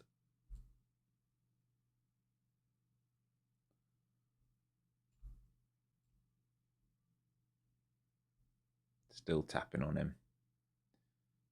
Waiting to see if we can get a big candle up here and then hold a pullback.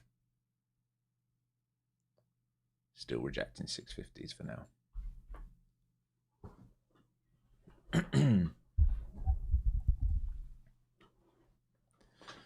Interesting that they've placed that initial balance right on the start of the low volume node. It's interesting that. Right, they've timed that pretty well for protection right now for the expansion mode. We'll see. I can't imagine we go down into the gap today, but I think we'll probably range, but we'll see.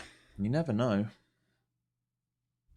Anything possible in this market, but I would imagine we'll range back inside today. That would be my anticipation, but we're going to have to do, like I always talk about, whatever the market tells us to do.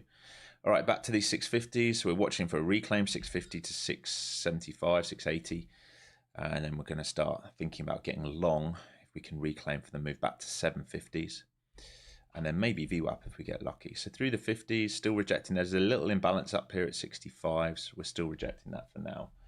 Thank you, sweetheart. So I'm watching longs on recovery here. I'm not looking for short for a retest of the low. All right, we've already hit my targets for the day for the downside. So we'll see here up towards the imbalance. So if we hold pullbacks to 50s, I might try small size long. If we hold pullbacks over the imbalance, I'm definitely getting long.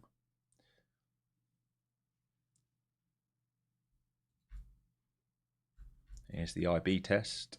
Now the seller is actually above IB, is at 79.75. So this is the test of the low volume node as well. So we'd really like to see its acceptance above that.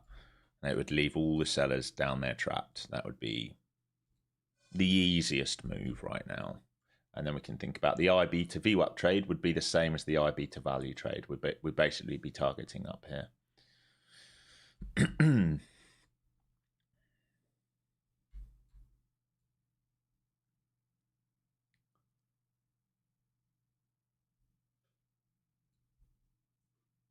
Okay, here's IB. Big test here. Seller is above at 80s, remember. So we want either 50s to hold or acceleration above 80s and a dip to hold, either or. So we'll see now if they hold these 50s or not. This is going to be telling.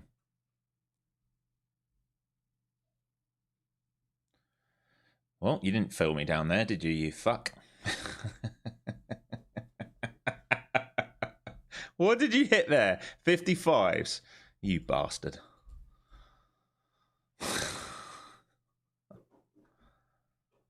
All right, that seller's caught. So now to this 80 seller. Thank you. You're horrible to me sometimes. You're really mean. You're just so mean.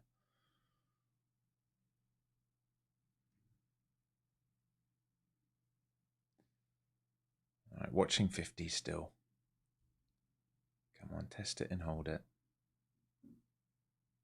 We are rejecting IB here, so we're trading between the 80s and 50s. It's very sensitive. I've got a small piece long now. Very small, and I'm not going to give this room below 40s. I should really risk a bit more, 33s. And I'll add long if we find acceptance over IB and certainly over 80s. Here we go. Here's 80s test. Nice. Beautiful. Fantastic. All right, so we want to absorb initial balance now, and we're looking for that move up towards 750s. Fucking what, guys? I'm not joking. I feel like I'm trading pretty well today. What do you reckon, guys? I feel like I'm trading pretty well. This is Who's giving you that? I feel like I'm trading pretty well. Now, we can partial sum out here because this is current week value area low. If we get acceptance inside that, we're going to go inside current week, and then we're going to look for 35s and 50s. So you can partial a little bit out here into this blue line on your screen. And once we get acceptance over that, we go on upside. Just.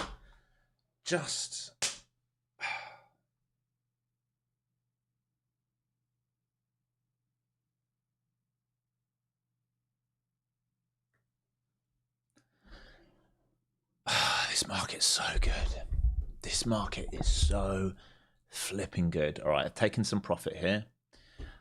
I would like dips to hold 80s. I really don't want them to come back down to 50s. I'd rather they hold 80s so we can watch the initial balance. If they lose that, they're going to come back to 50s, which is not ideal. It's basically our entry. So we'd like a higher low here set around the initial balance. Waiting to see some absorption coming in.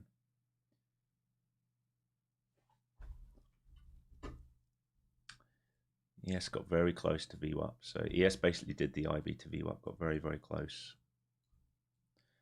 Come on.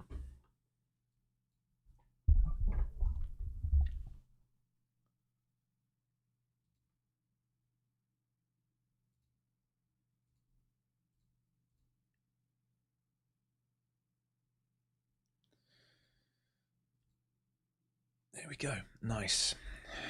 All right. Starting to hold IB now, which is good. See if we can start accelerating away now. Remember, we're targeting value area low. We're targeting 30s to 50s here, and then we'll just see if there's anything above that. We got very close on that last drive, got to 14s.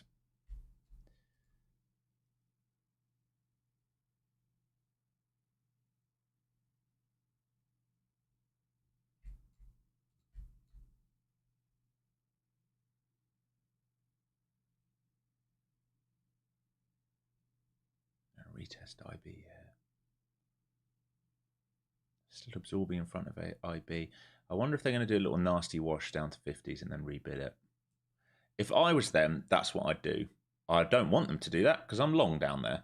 But if I was them, I'd wash out the IB traders, come to 50 and then yank it back up. That's how you'd get a nice little liquidity pool being made.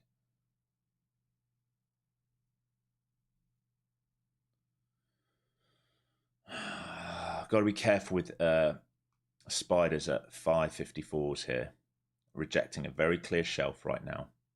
So the tape, we might get some divergence. We didn't get up that high on Qs yet, so we want to be careful there. Like I said, SPY has the chance to move to 52s and below today.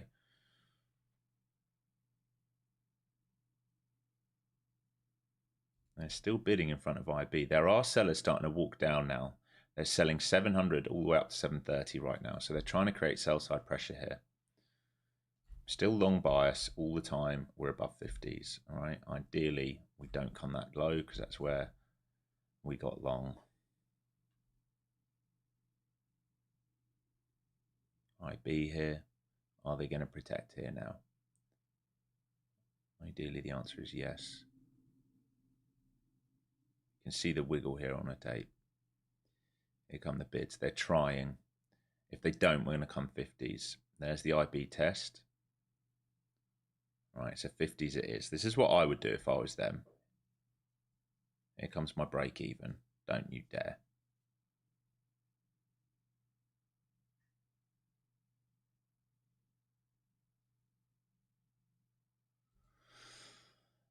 Oh, you kept me in by a tick. I'm leaning on that seller at 50. This is what I said I would do. I'd take it to 50 and reclaim if I was them.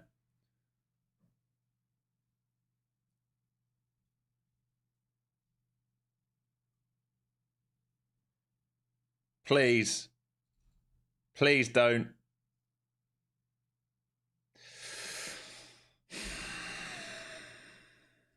Please don't.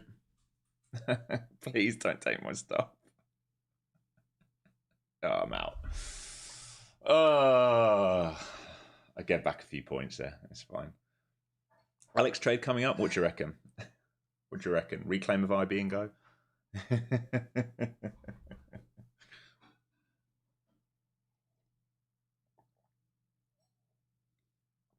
What do you reckon, folks?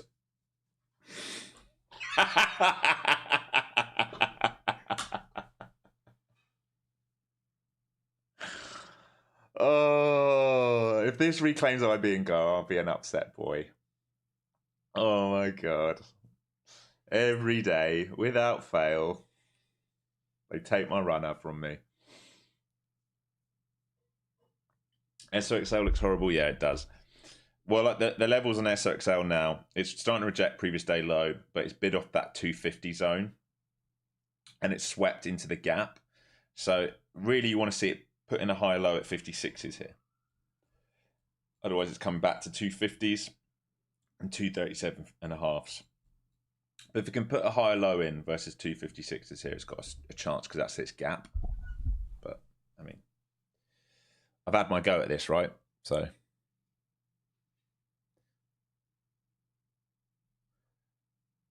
My mistake is on my 1 hour. I haven't made a mistake, mate. Thanks very much. There's no mistake here. I'm good. Thanks, buddy.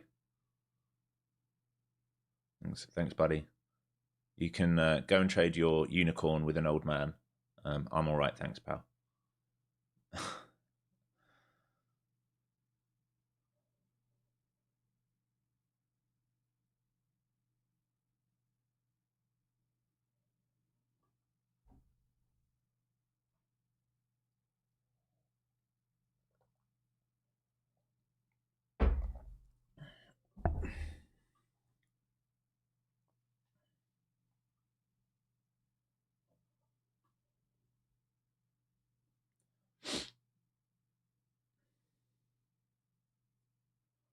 What happens now? They have to make their decision whether they get back above the 50s and IB or not. They can absolutely put a higher low in here and go higher. But if they start rejecting 50s and 80s, all right, the choice is still simple. All right, if they reject this, 50s and 80s, here's your 50s and 80s, there is a chance to create a new flush underneath this low volume node. Now, if they do that, they can start attacking some of the stops that they put in Sunday. But this is not an area I would feel comfortable being short in. You are trying to get short into a low volume node. It doesn't mean it can't move lower and take everything out. It's not a high probability setup. Like when we think about where we are,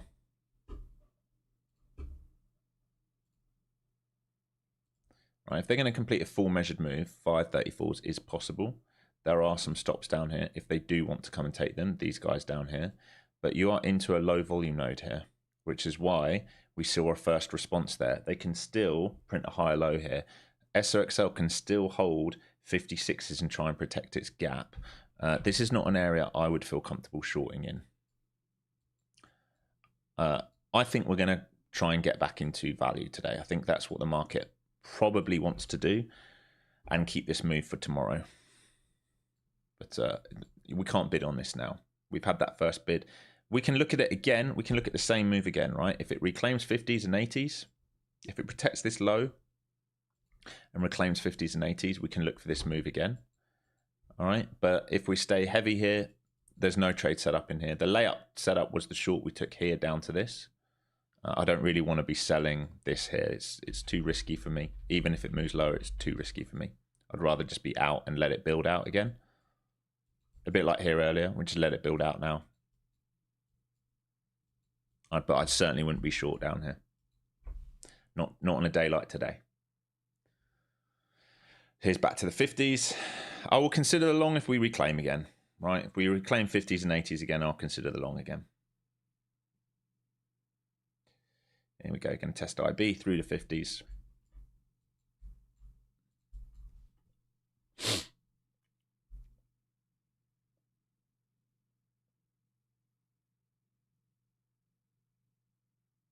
Funded account off that short. Nice work, man.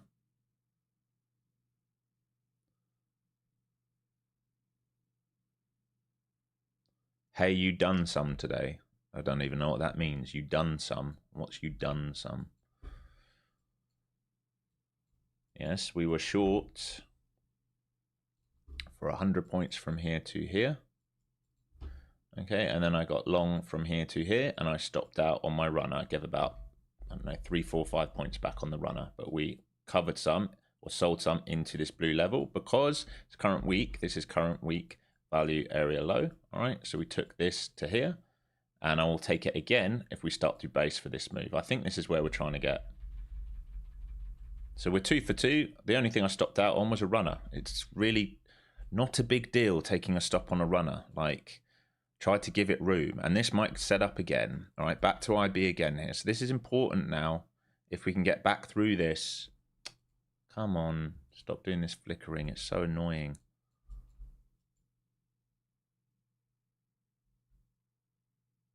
Very kind of you sending the Flow Zone membership. Thank you, whoever just did that. Sorry, the screen moved so quickly I couldn't see it. So again, if they hold 50s here, they will attempt to get back through the IB. That's the level right now. Back under 50s, trying to absorb 50s. There is liquidity lower if they want to come for it right now. I'm just going to let this build out for a bit. SOXL is holding its gap at 56s for now. It doesn't have to continue doing that, but for now it's trying to hold its gap. If it loses it, it's going to come 250, and it's going to come 250 quick.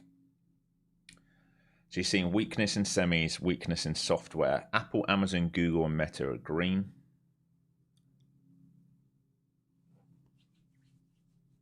Same levels, right? 50 to 80, 50 to 80, 50 to 80. Ping pong, ping pong, ping pong. Wait for acceptance above or below. We're going to see what we get. I'm looking for an upside move here. I'm just being honest. Because I'm looking for a mean reversion move off a failed look below into a low volume node. That's what I think this market is trying to do. Here's the test towards 80s. Now, if we get acceptance up here, I will try and get long.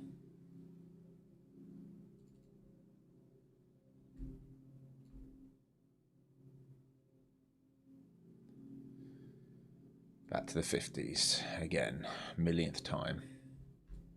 50, 80, 50, 80, 50, 80. You see the levels? It's why it matters.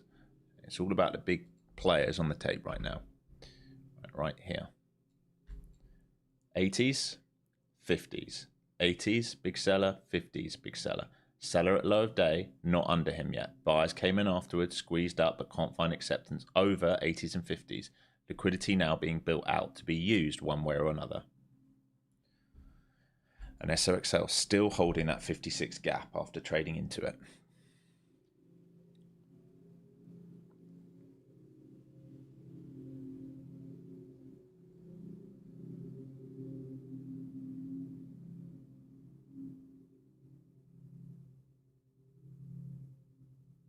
Big buyers coming in here. It's not really what you want to see if you're looking for upside.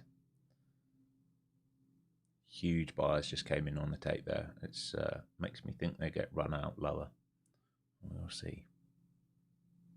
Don't know why they would market such size there. 200 lots came flying in.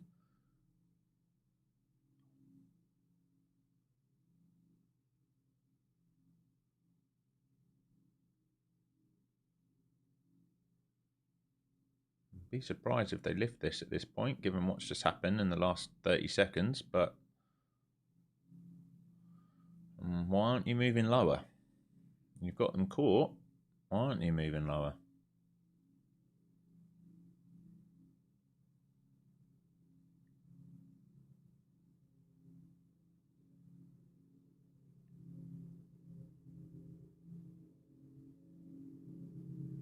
That's what I would do now. You caught them. Move it lower now. Okay, SOXL back into its gap again. All right, so 250 is possible now on SOXL. Now it's let go at 56s. And under 250s, 237.5s are possible today. And it's rejecting previous day low. There we go. Now they're moving lower. They caught buyers about 1 minute ago. And that in here, they caught a 200 lot, 100 lot, 100 lot. Got stuck as well. I was surprised they hadn't already punished him. And now they're punishing him.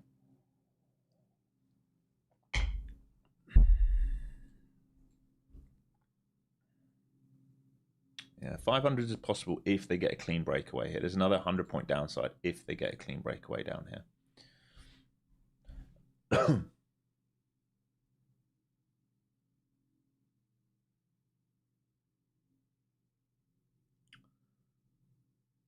Where did the 200 lot buyer enter? Well, he entered some at 38s and he entered some at 28s.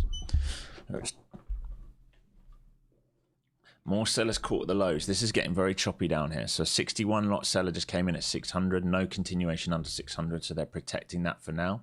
These buyers above are still stuck. There's no trigger for me long side until we come back above 80s. And I am not going to short in this blue box. I do not care. There's no fucking way you're catching me shorting out of position here. We've got the short down into here. If this continues lower, that's absolutely fine. I will not short in this blue box. If they want to dunk this to 500, they can be my guest. They can do it without me.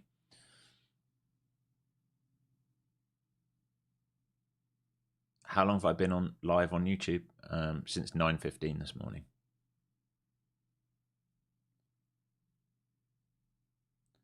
Lots of liquidity being added here underneath.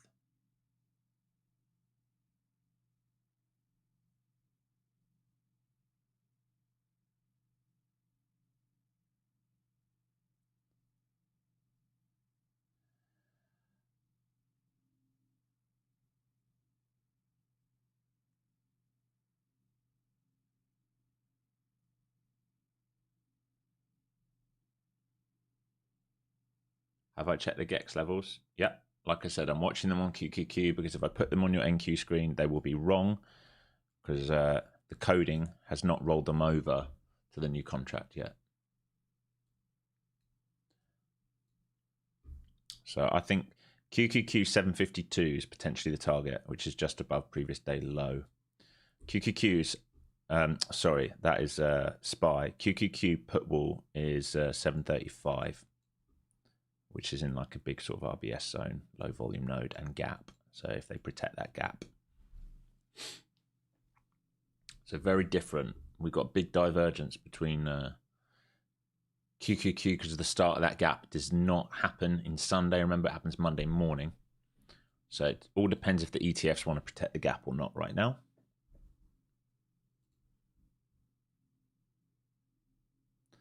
Okay, selling new lows here, 600s. Another big seller came in at the lows here.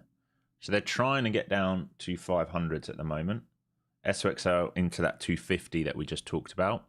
There are a ton of sellers at 600 here trying to force this price down into 500s. So the next level will be 500s for it to come down. Again, I'm not short in this blue box. I do not care. If we weren't in a blue box here and there was an IB short, I would take it. But it's too risky for me to take that short. I'm just going to let this do whatever it needs to do. We've already locked in over 100 points today. And we'll just wait for the next setup now. No point forcing anything.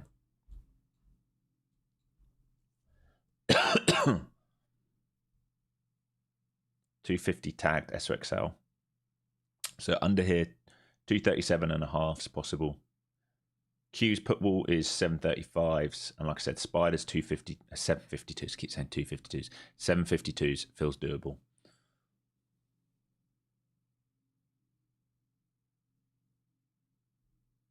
What's the next setup on SPY? Well, you haven't made a new low yet.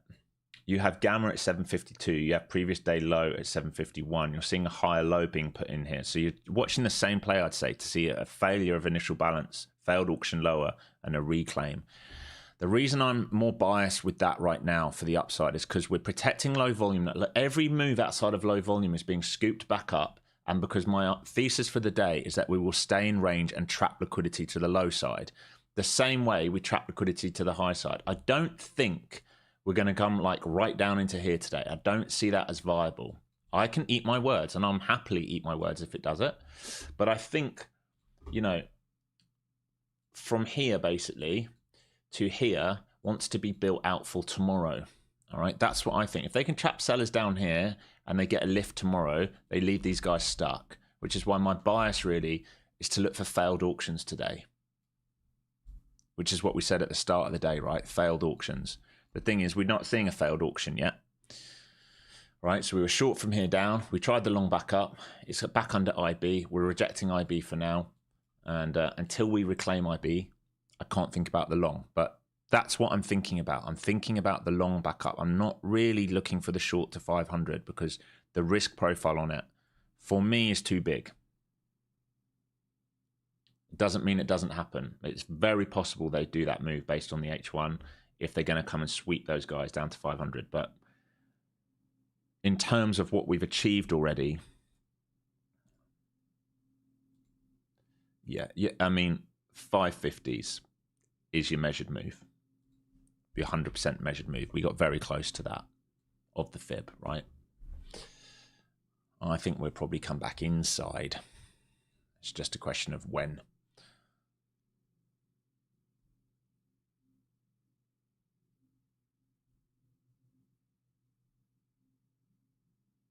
Huge lots at 650 a spoof, and it's probably the algo, that 1,000 lot. I mean, we won't know till we get up there. We have to see. But remember, that's where the big seller was before. That was our level, right? 650, 680. We're seeing some much bigger players into the tape the last 5-6 minutes. And there is a seller at the lows now, 72 lot left at 575. Remember, measured move was 550. 100% measured move was 550. We hit 562, so protecting the measured move. ES and SPY are back to the initial balance. They're going to make a decision here. SOXL has hit 250. It just depends if they're going to put a new low in here or not. If they put a new low in, they're coming 237.5. At the moment, they're trying to protect 250s. A lot of this is going to depend on alignment of what we're going to do on the semiconductors. And semis probably need to reclaim 56s for strength.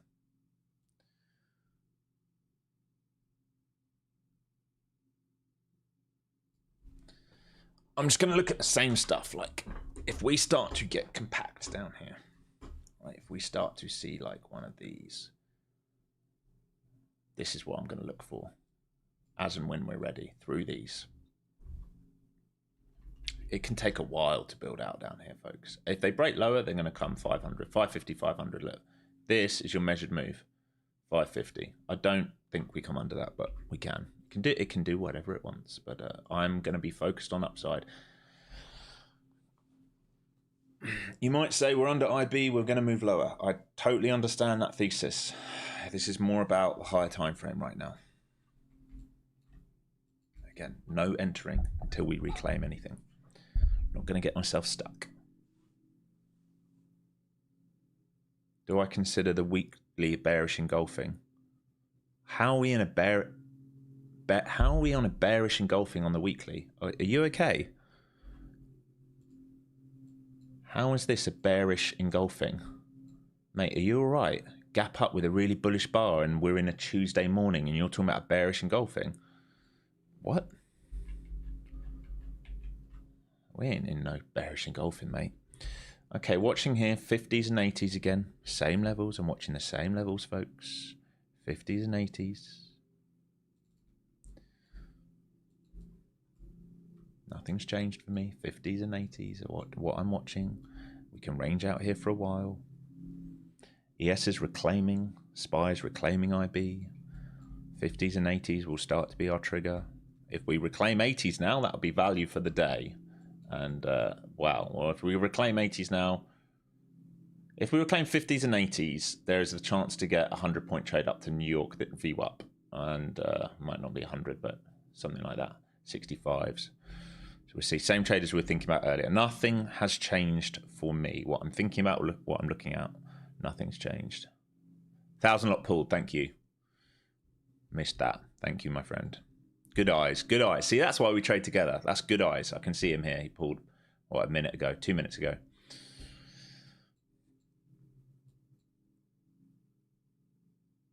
SOXL will not break 250 right now. So that is holding up for now.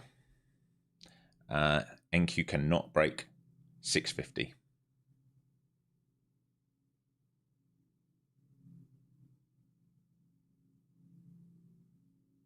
Starting to get tight here on the ES. I'm starting to see a bid potentially form on IB here on the ES. I'm watching that carefully if we're going to start this squeeze back up. Looking better now. SOXL, big reaction off 250. If it reclaims 56s, it can be go time because it's a reclaim of the gap. So we're watching 650s, 680s here, and we'll start getting long if we start reclaiming. Here we go, 650s. Oh, you don't know what you're talking about, you're wrong. Just frustrate the fucking hell out of me. All right, here we go. 50 tapped. Can we base above this now is the question, or not? And then can we get above value area low and trade back inside the range for the day? With your stupid trading 40-year-old bearded idiot mentor who doesn't know what he's talking about, even though he probably gives you on an average 300 to 400 points on stream this month. But, you know, as long as you can jump on a unicorn and ride it, my friend, it's okay.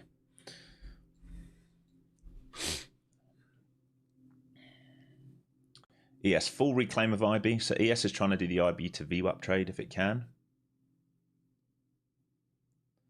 SOXL rejecting 56s. So this is the, remember, the gap I'm watching is to see if SOXL gets back above 56s. That's where strength will come in.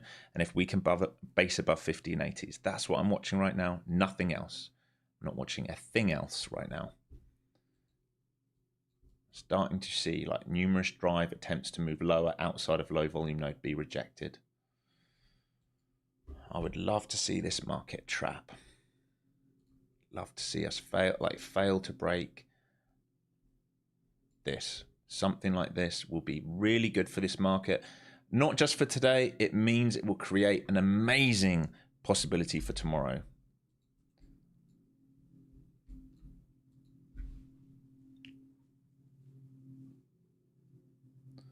No, I'm not in a trade at the moment. My brain hurts sometimes, guys. You hurt my brain. You hurt my brain. Right, yes, good hold of IB.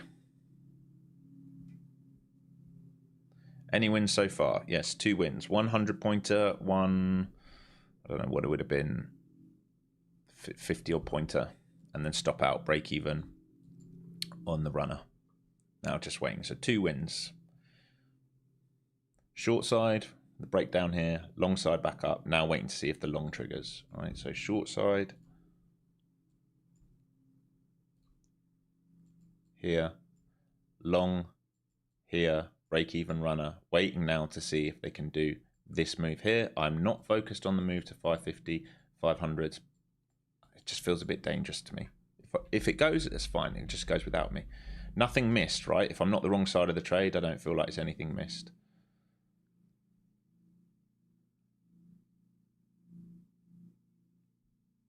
I'm in a new H1 bar, and this H1 bar can rebalance to 750s. There's every reason for me to think we can come up here right now, which is why I'm really focused on it. All right, if we think about this, don't miss the move, Alex. All right, if we think about this, measured move, right? We talked about it, measured move. Fucking hell, hurry up because you're going to miss it. Measured move, right? We tap 161. We're close to the 200%. We're holding liquidity. We're holding low volume node. This H1 can rebalance to here and here. If it wants to sell from there, fine. But I want to see us come up here and make a decision. I wouldn't be surprised if we do this for the rest of the day up here and save it for tomorrow. That would make the most sense for me in terms of what I would do if I was a market maker. I would pin it back up there. I would not let people have a breakdown today. I would use that liquidity for people being trapped for tomorrow, right? Same levels here, 50s and 80s are what we're watching to see if we base above and find acceptance. Starting to look good, ES looking good. SOXL still can't get above that 56s, which is what we're watching for, acceptance on SOXL. Can we stop the flickering? If anyone knows how to stop this, it would be fantastic because it's starting to drive my eyes a little bit mad.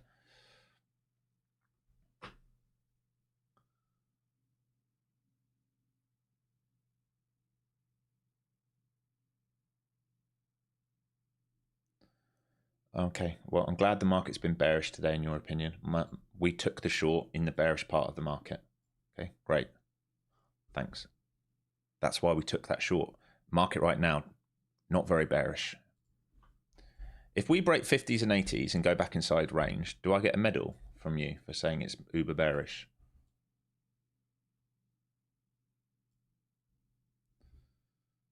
$50 test here.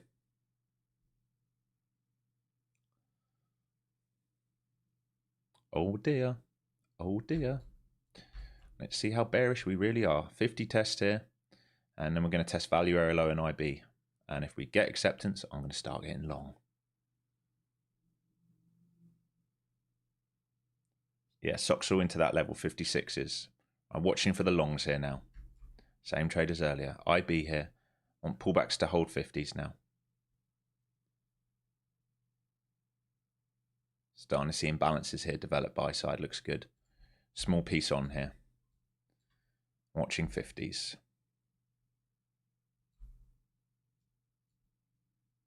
Come on, fill it for me. It's imbalanced down to 45, so I'm just looking for that to soak. Got a limit order just hanging out here to get filled. If you would so kindly fill me. There we go. All right, now I'm going to risk just down to 25s here.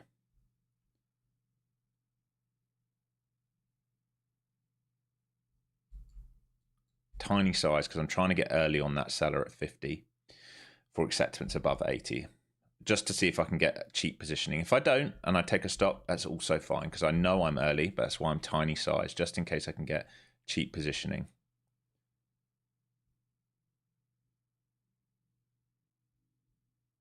If they reject 50s here, I'll take it off early. Just trading with my core big seller coming back in. 25s, all right, out cheap here. And I'll wait for the same setup again. Oh, SOXL, I missed that. Rejected to 62s, 50, 56s, 62s, 56s. So that might come for a retest of 250s again. So cheap trade cost me, I don't know, 10, 20 points there. Cheap, cheap. Cheap, cheap. And we'll see if we rebid again here and go back above this seller who just got very aggressive at 35s. Come on, semis. Can you stop fucking around for me? Fail breakdown here would be fantastic. Look at this thick node developing down here in the old thin volume. We're now building out this fucking giant node, which is a leave alone zone for me the longer it does this, which is a pain. Did you just stop me out to have another go at it? Right, seller here. What's his average price? 34, so call it 35s. Back above that, it's probably the same trade that I just got stopped out of. It's probably going to be exactly the same trade I just took the stop off. What was my stop? 25s. All right, 50s. Same trade if we get above 50s and 80s. I might wait for acceptance above now that I've tried a cheap one. Because it's playing games with Alex. It wants to play games with me today. It's enjoying eating my stop a few times today.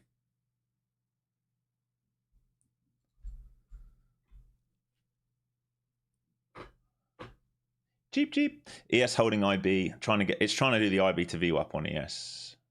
It's the semis. Semis are weak. They can't get through that gap, all right? So it keeps rejecting the top of the gap, the 56s. It's the big level on the semis. They need to get back through it. Otherwise, 250, 237 and a half is possible on the semis if they want to do it. Again, if we flush down there in this market, that's fine. It would just go without me. I have no problem missing that trade. It will be a choice to leave that trade alone.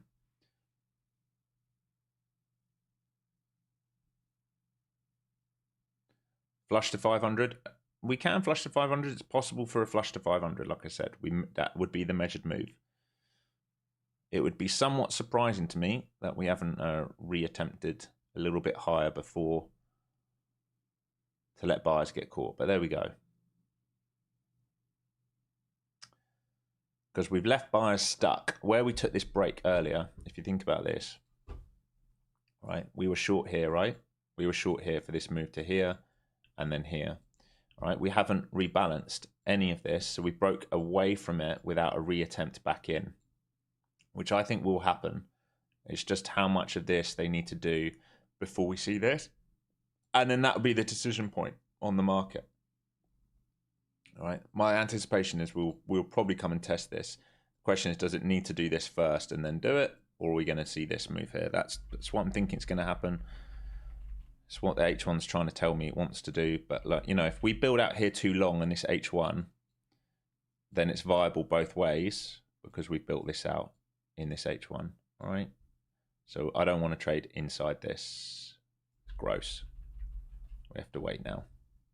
We had to go. I will wait. 50s and 80s, same thing.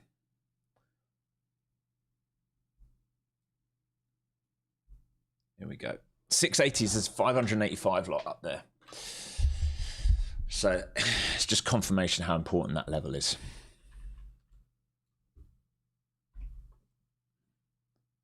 Right, while this Fanny's around, I'm going to use the bathroom real quick. I'll be right back.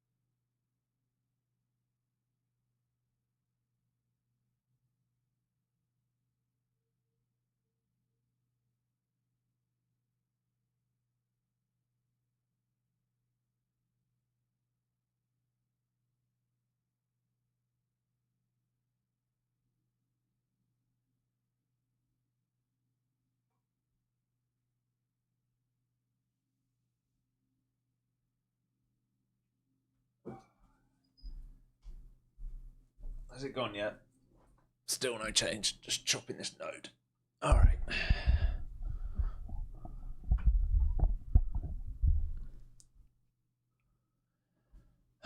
Did that guy pull, or is he still there? He's still there.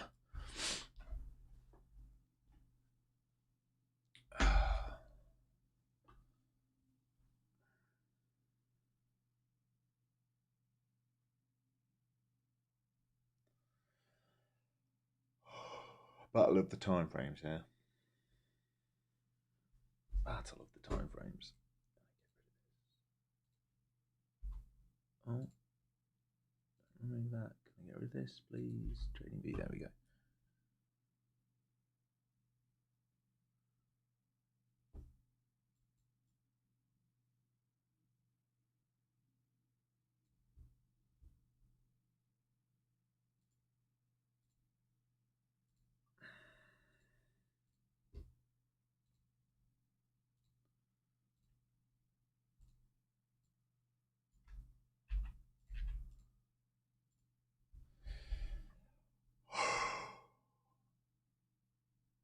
All right, ESIB, SOXL coming back down to 250 again.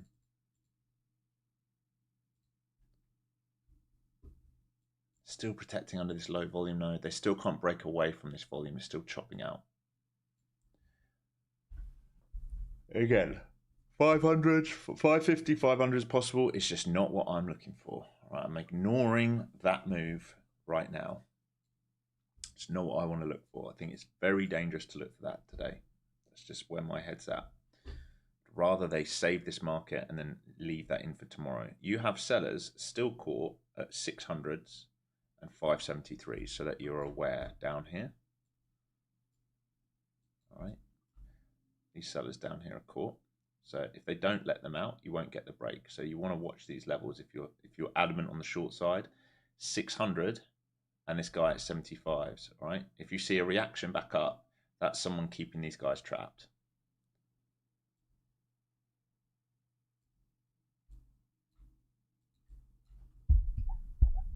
So there's the 600-ish. 250 coming up SOXL again. So this would be the third attempt for them to try and break under 250 with the 56 rejection. You can see 600 and 75, 575s, big levels.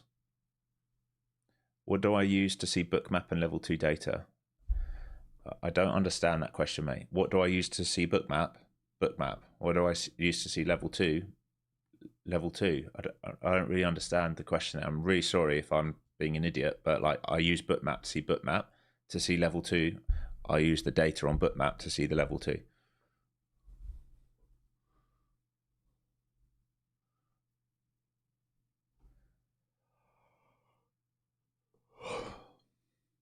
Right, ES starting to let go of IB a little bit here.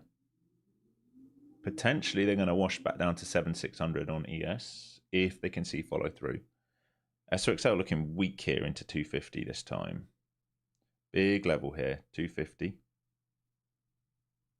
Snap this on SOXL. Nope. Rejection of 250. Bid straight back up. If you do get a snap under it, 47s and 37.5s. Look at that rejection straight back up. So that seller at 75 is still stuck, right? He's still stuck there.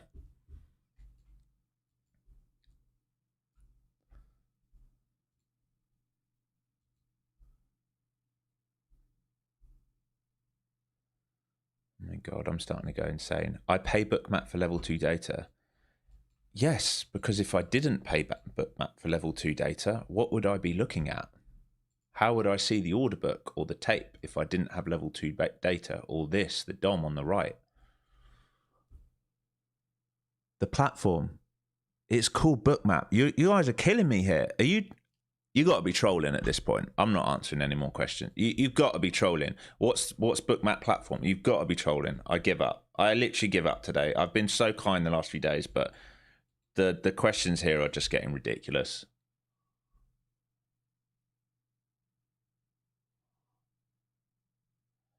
Okay, 250 break now, SOXL. Now the sellers are caught in the NQ. Now you have the chance for the 550, 500 move. And still you're seeing absorption. Every push down, you're seeing a push back up. ES not breaking down, so you have divergence. So it's just semis leading this charge for downside. And the question just now is, how weak are they going to let these semis going to get? All right, are they going to bid these 47 to 46, or are we coming to the high volume level of 37.5 on semis? Right, are they going to fill the whole gap on semis? I don't want them to do that. The reason I'm saying that, if they do that move, it makes tomorrow much lower probability. If they can save this market a bit for tomorrow, it makes tomorrow a much better market. But, you know, we will see. We will see. The lower they go, the stronger the bid will probably be tomorrow, I think.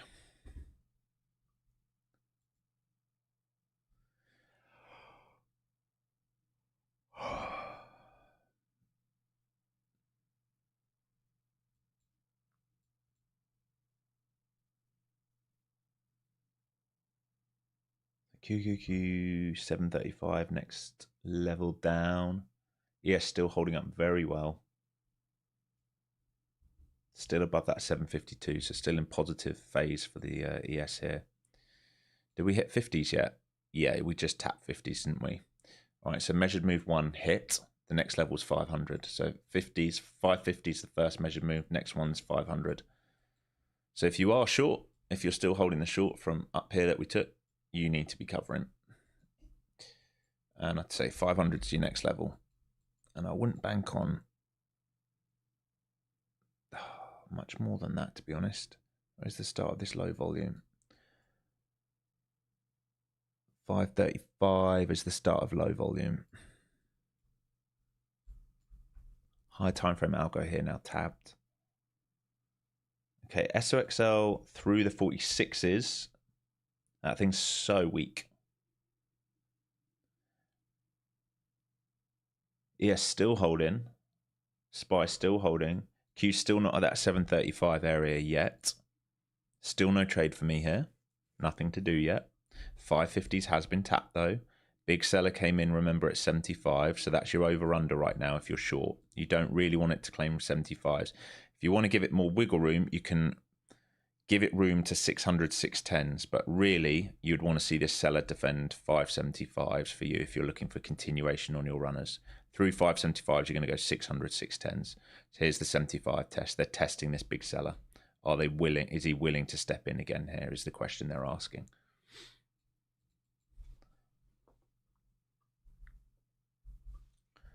And this becomes the sort of no trade zone. Don't really want to get involved until we're either side of this now. That's the chop zone there.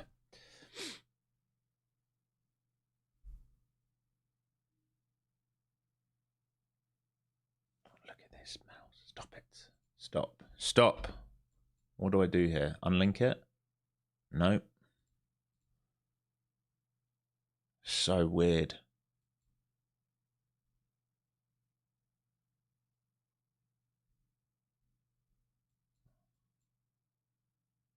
It's driving me bonkers.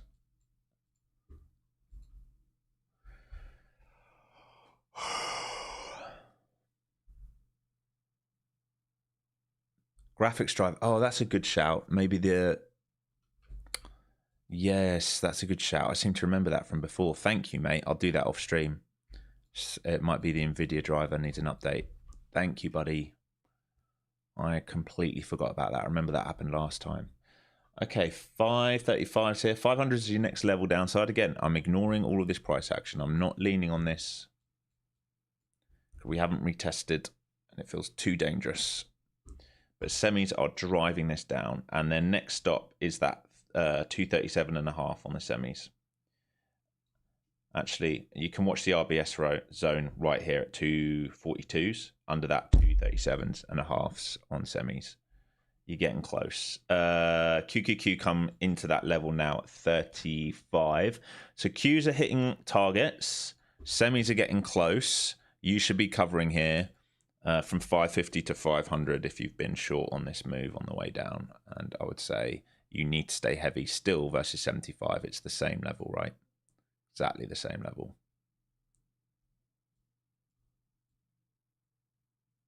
Very close to that 500 level. Man, if they drop this down to 200s today, it's going to make tomorrow really poor action. Let me just check midpoint of this. We're at midpoint. 500 is also the 61, 485s. Okay. Yeah, this shouldn't move too much lower. It's a problem for the market if it does. Not a problem for me, a problem for the market. SOXL, man. Huge seller down here at 500. SOXL coming for 37s. Man, that thing's ugly. That thing is ugly. Sorry if you can hear all those noises outside. We've got roadworks or whatever going on outside right now.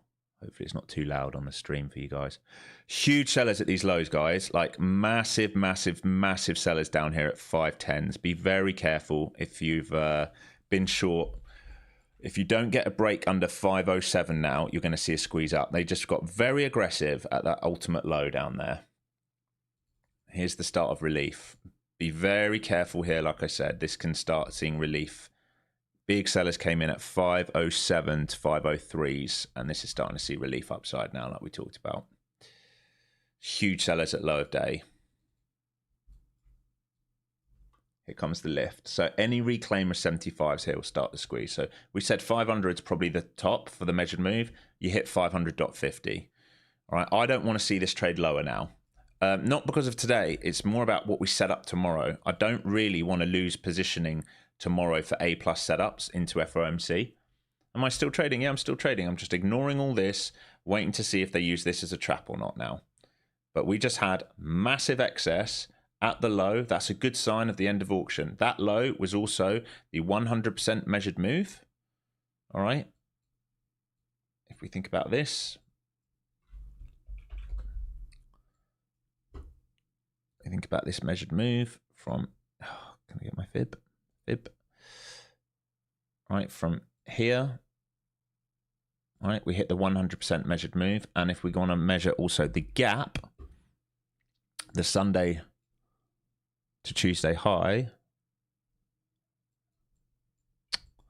go away. All right, we just hit the 61 as well. There you go. So I don't want to see it trade under any of this. I want to see some reclaims start to happen, mainly for tomorrow. I don't really care about action right now for today. It's my main thought is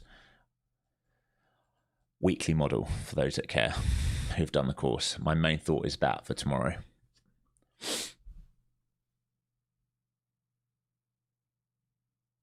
We're so close to the semis gap. Yep, totally. But you hit the RBS zone on the semis. So if you look at the high that we put on Friday, you just tapped it and got the reaction, right? You literally just tapped it and got the reaction. So that might be all that they needed to do. It might have been that move on the semis that is sort of moving the market around, let's say. I'd say if sellers can't get a break under 507s now, they're going to be stuck. And there'll be a trade back up to here, which is a harder trade now than the one I would be interested in. But if you guys are adamant on counter trend, any bid over, where do those guys get? 507s. You can see this move here. It's a very risky trade. I won't be taking it, but it's very, very possible for a bid over 507s to get you back to 600. So there is 100 points up for the taking there if they hold a higher low versus 507s. Especially if semis get going. Maybe I'll consider it. That's a good bid coming in here. They're looking for 75 test, the same level as earlier. And that will be strength over 75. So I'd watch for a bid versus 507, strength to come in versus 75, and that would be the lift to the 600. And then I'd be done with it if I was you. We'll see. We'll see.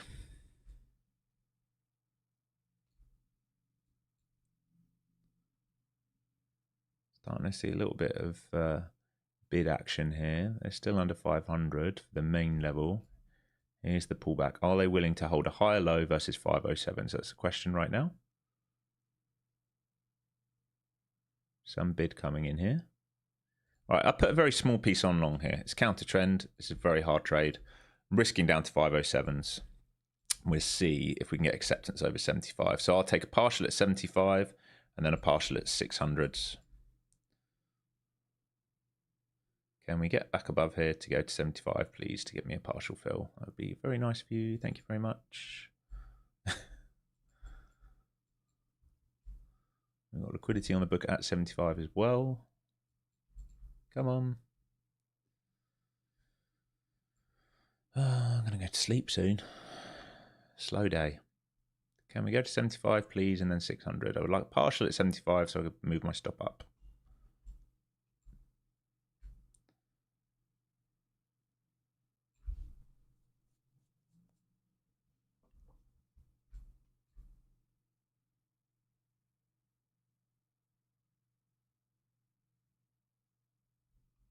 Still holding well. I'm not going to add into this. Just call position. Come on. 75s, please. 75s and then 600 and then runners. Almost there. Come on. Come on. Come on. I'm in a trade now. Yes. Yes. Yes. I'm in a trade now. Oh, my days. Banging my head. Almost there to 75s for first fill on a partial. I might front run it because there's sellers up here.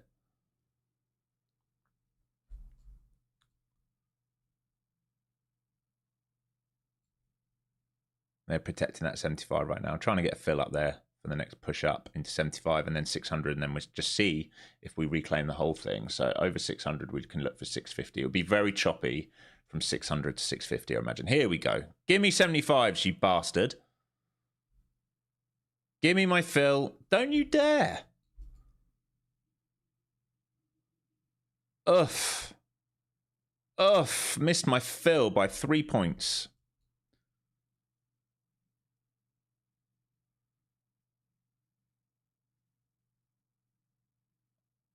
Oh, you're going to make a very grumpy Alex if we don't lift. ES back above its initial balance. Good strength there. Semis needs to close this 5-minute bar above 47s, ideally. 2 seconds left. It's not doing it. Next 5-minute bar, very key on semis. Come on, can I get a fill up here? All right, I've taken one off because I'm too impatient. It's pissing me off, so I've got to pay myself. And I'm looking for 600s now, above 75s, and then the other side of the grey box if I get lucky. And then anything above that will be a complete failed auction underneath. So paid myself into 75s, and we'll just see how much further we can get.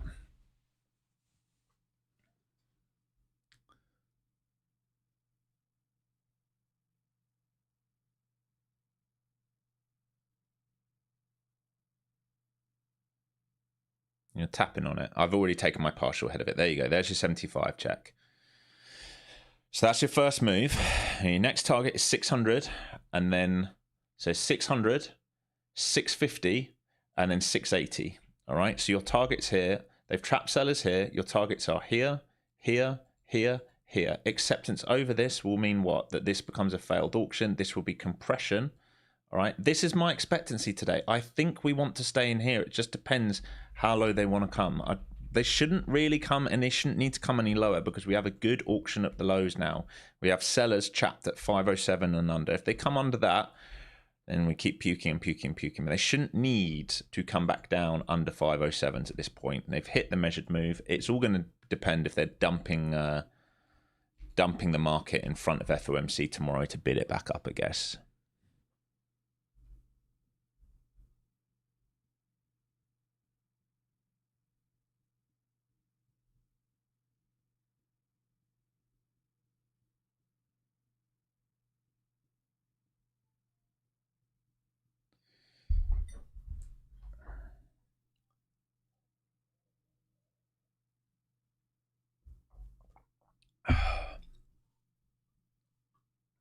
Look at ES chopping around. Do they want the 600s on ES first? Semi's still just 15-minute bar here. Like 3 5-minute bars just stuck. The main bodies, there's still 2.5 minutes left. So if they let go 607s, you're going to see a flush out. But if they protect 607s, 507s or above, then it's a good sign for this market to try and climb. But 507s is where those players are, where they're stuck.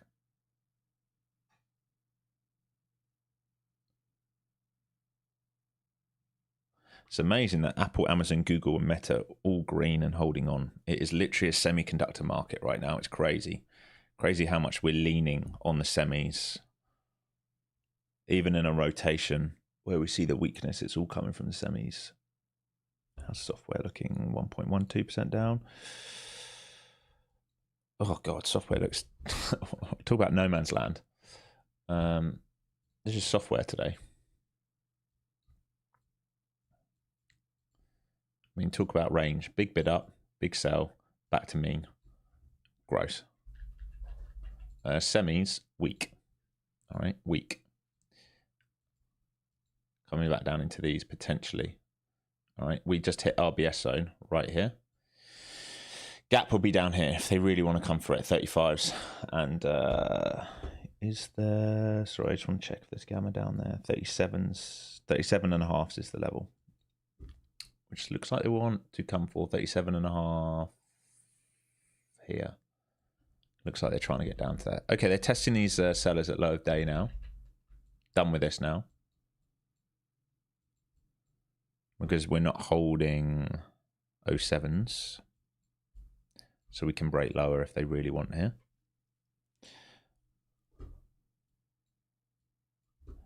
I am somewhat surprised that they haven't rebalanced, but there we go.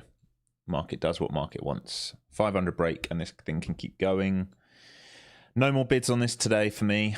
They're showing an unwillingness to trade back inside range. I don't want to fight with this market. I'd rather just sit out like I always talk about.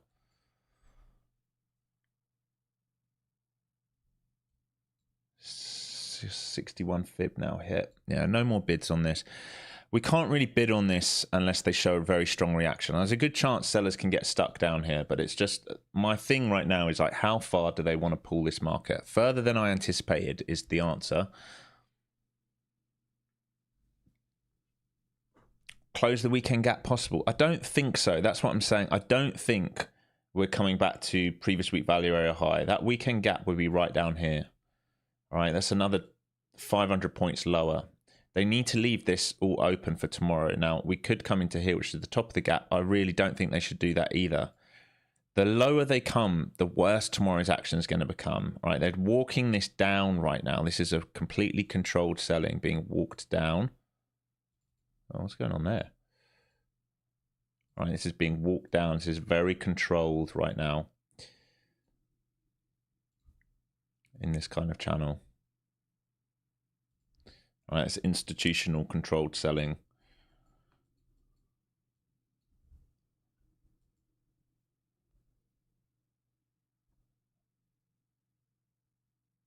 Yeah, 500, 507 is the level. Remains level. No more bids on this for me. ES is holding up really well. This is literally a semiconductors market. This is all about whether these semis are going to come to 37.5 or close the gap. That's all it is right now. And what happens afterwards. I'm just not comfortable selling this when it's feels very, very controlled. But if you took those sells, if you got them, if this fit your narrative, I mean, the IB play worked. It really did work today. I didn't think we'd get that move. It felt far too risky, but it worked. Did you get expansion on IB? You got your 1.5. That was the first reaction off the 1.5. Measured as 257, so 457, sorry. Alex's brain stopping firing right now. Please, mouse, please stop. Please stop. I've got to keep my mouse over here. Look at the 4 hour being developed. Yeah, for sure. But do you want to get short here on the 4 hour? I didn't even want to get short on the last 1 hour in that blue box. It felt too risky. But we can flip that now. Now that we've lost it. Now we've traded under it. Since 11:21, we failed to reclaim. Notable. Notable failed to reclaim low volume, higher time frame, which has now become higher time frame, lower time frame, high volume node. So they filled in this gap. Right, if we think about this, we're thin, or we were thin, thick up here. All right, this has now been developed. All right, that's proof that it was a battleground. All right, people were trying to bid here because we created some form of fair value here for a small amount of time from 10:30 to basically 11:30. So we spent an hour trying to see, like, is this fair value? All right, once we broke away from it, we're now saying, no, it's not fair value. It's too expensive. And we're traveling lower and lower. It's fine. Like I said, if it does this move today, it's going to go without me. I wanted this move for tomorrow. But we don't force our hand on it. Ugh.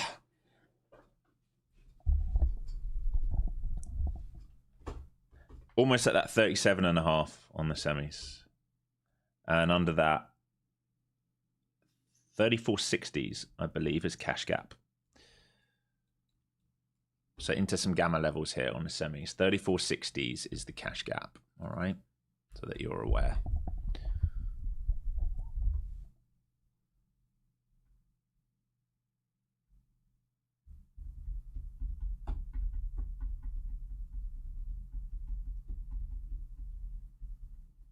Still adding liquidity all the way down to 400s now. Very, very controlled here from the institutions.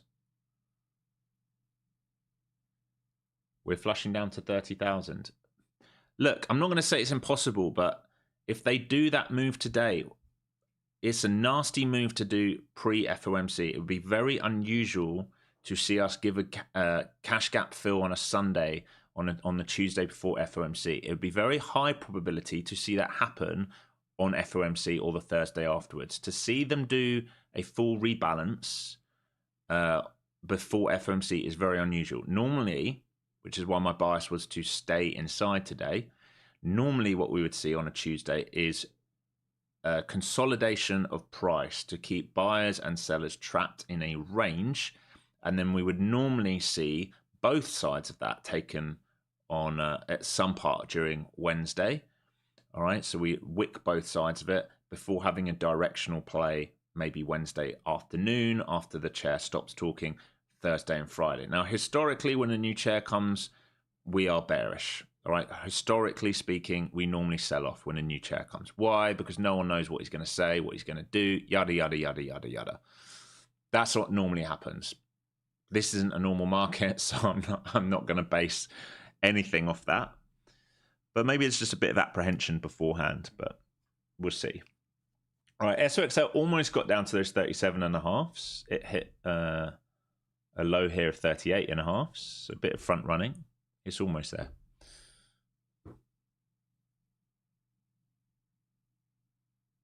Smells like something. Someone knows something. I mean, maybe. I don't think there's that much to know other than, you know, we're not going to do rate cuts. There's not any rate cuts, but it's all going to be about guidance and tone, I would say. Is there a shift in tone versus like what we had from Powell, which was, you know, higher for longer, yada, yada, yada.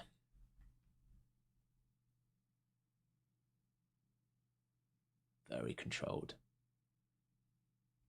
37.5's coming up here. SOXL, it's very, very close to those 37.5s now. ES might still want 7.6s. Still hasn't tapped the 7.6s. Hasn't flushed this low yet. No, it hasn't. SPY has, interestingly. So divergence between the ETFs and the futures market right now. Yeah, 7.6s look like they're coming here on the ES, I think. Fairly high probability to be coming here. Through the 37.5s. So gap fill coming by the looks of it on the semis. Leading the charge here for a full puke and a filling of the gap while the rest of the market holds up. I am surprised. I thought they'd do this tomorrow. I'll be honest. I'm surprised. Here we go. Gap about to be filled here on semis. I'm surprised. I thought this was a tomorrow's move. I did not think we would get this move today, but we are getting this move today, and you can't fight the type. You can't fight the tape. If they want this move today, they want this move today. They clearly want it today. Otherwise, they would have stopped up here. So semis are now $1 away from filling the gap by the looks of it. They're very, very, very close. I don't think we finished this auction lower yet. 400s is on the tape, so is 375.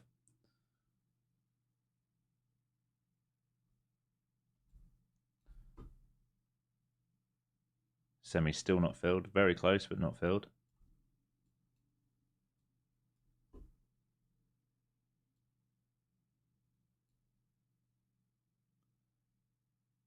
Still not filled. We can chop those 237.5s for a bit on semis if they want. That's the high volume level for the options market. They can chop that for a bit if they want to. I don't think we finished the auction lower yet because they still haven't filled the gap. Still haven't filled the gap. They're coming for it. They are desperate to get down there and fill that gap.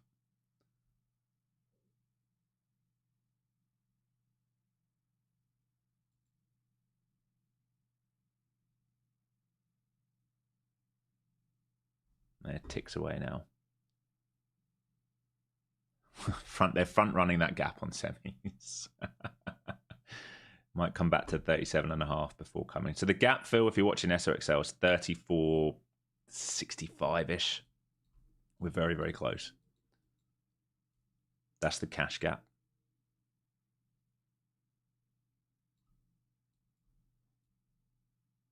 Which is crazy. It's the equivalent of us being down here. 952. So you can see how weak semis are versus the market. The equivalent of us being down here. That's how weak semis are right now. We're not seeing that same weakness across the board. SPY just wicked previous day low, hit the 752s like we talked about, hit the 7.6s and found a reaction. So SPY's hit its high probability level to react off. Semis still haven't filled the gap, have they? No, they still didn't fill the gap. So they're back to 37.5s now. If they push this up without filling, I don't know what to say. There's no long opportunity in this market right now. You just got to leave it alone and let it do what it needs to do.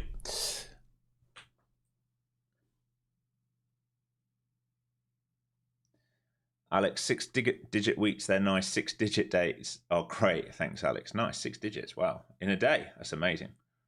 Russell closed the gap. Wow. It's interesting, isn't it? So we got strength in industrials today. If you look at YM, strong. Very strong. Semis still not closing this gap. They're coming for it again. They're having another attempt here on the semis.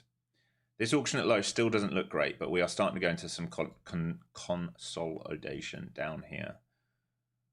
Failing to break lower. SPY holding the 752s now. Semis are so weak. So weak. New lower day again on semis. Still not filled on semis. So weak. They are so weak. Reaction there again. Still not filled. Did they fill? They filled. Okay, semis now filled the gap. Reaction after filling the gap there. Semis have filled the gap down at these lows. So if they start reclaiming 37.5s, they've fulfilled their obligation of gap fill, and this thing can start going upside. If this is all about semis, you're going to see an upside lift coming. Really depends what their intentions are.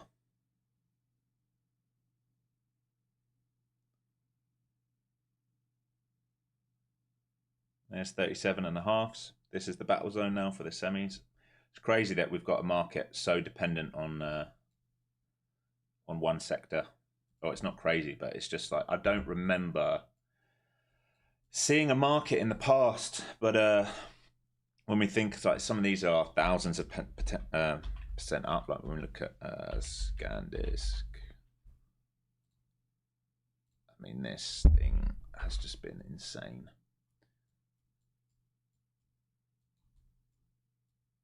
That is quite the run. All right, so this is what's been driving the Qs. We're seeing this have some weakness off the highs today. It's just a pullback day. It's not like game over. It's just a pullback day to fill the gap in some of these names. Man, I wish I'd been long in that swing long. Glenn, if you're in chat, we talked about it a year and a bit ago. We didn't take it. That's going to sting for a while. All right, so back above 237.5s now. I'm not going to play the relief, but I would imagine there's relief coming in this market soon. How long we got till lunch? Not long till lunch either. Would not surprise me to see relief coming soon.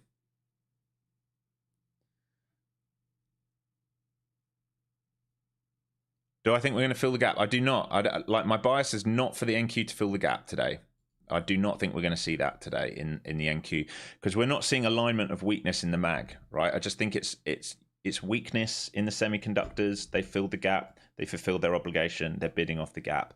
We're certainly not seeing that same weakness in the mag 7. All right, so Apple green on the day, 0.5% up, over 0.5% up. Amazon just under 1% up. Google 1.20% up. Meta 0.25% up. IGV is only 1% down, so it's nowhere near like seen the same kind of potential for gap fill lower. So no, I don't think there's any chance that we're coming all the way down here today. I think they leave that well open for tomorrow. I think this has just been a very controlled sell down. They have the chance to hold here. Maybe there is an argument Alex should have, once we broke under here, lent on this. But I just don't like this trade down here. I think it's too risky the day before. If this had happened, I'll tell you what, if this had happened tomorrow, that would be a sell for me. That's the difference, is the type of day we're in. And here's the reaction. It's literally semiconductor gap fill and then upside. They have controlled this whole move on that semiconductor move. And I'll tell you what, if they start bidding above 507s, we leave the sellers court. So 507 is the first test here for semis, for Qs. God, does anyone think I'm burnt out when I can't talk properly? I think so. You longed off the gap fill. Well, you look good, mate. You look you look good. All right, I think they're going to bid this now. They're trying to get above 507s. There are sell side imbalances to 536s. So you need to see pullbacks hold 61s here. It's where the last big bid came in. Looks good though. So they're going to come and test 67s here, which is where the big sellers are. So we're watching for a test of these sellers here. And once they're out the money, we start seeing squeezes up to fill this, which is what you're now starting to see. So do they keep 67s stuck? 67s, 507 stuck. Oh man, my eyes. It might be time for a doctor's appointment for me, you know. Okay, 510s here. Why did I long opposite trend? Oh my God. Because we weren't out of trend today. The first time out of trend today, the first time we've actually had move out of trend was outside of this. That's the first time. This is a higher time frame pullback. That's all it is. We were short down to here. We covered this. I was looking to see if we came back into range. The only other short opportunities outside of this, which I ignored because I don't like what I'm seeing on the tape in the broader sectors. It's not a move outside of trend until we let go of this. And even this higher time frame, I'm going to remind you, are we in a major sell? No. Are we in an inside bar? Yeah. Are we still above previous week value? Yeah. All right. All we've done is dunk under value. If we reclaim value, we come back up. This is not a trend day lower. the trend day lower comes under all of this. This is a pullback to move higher time frame. That's all it is.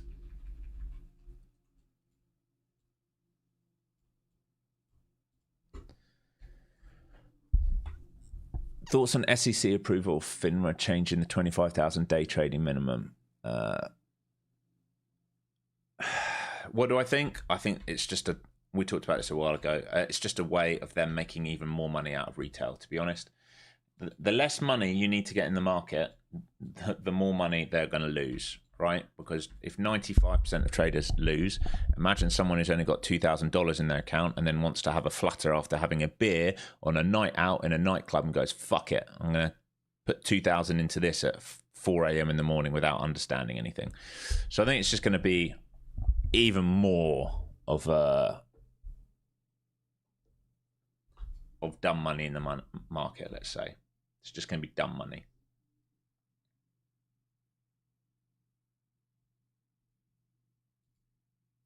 Your bias is that NQ overshoots. You're right, NQ does overshoot. But this has all been about the semiconductors today. They're starting to battle back a little bit here for the relief.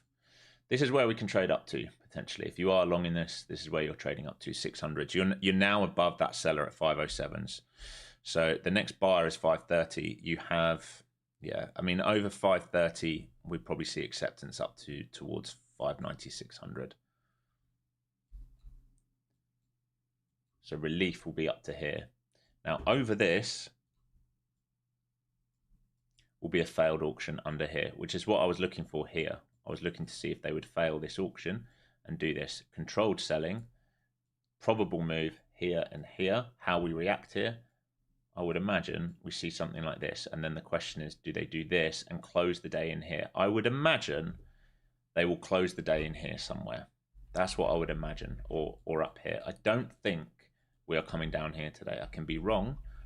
Happy to be wrong. I hope I'm not wrong, because I want that trade tomorrow to set up.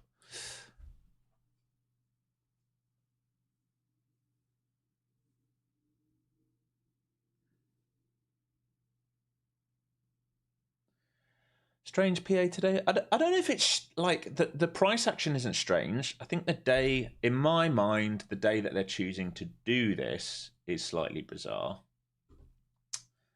Okay, so if you are long or you're looking to get long, this has got to hold 61s.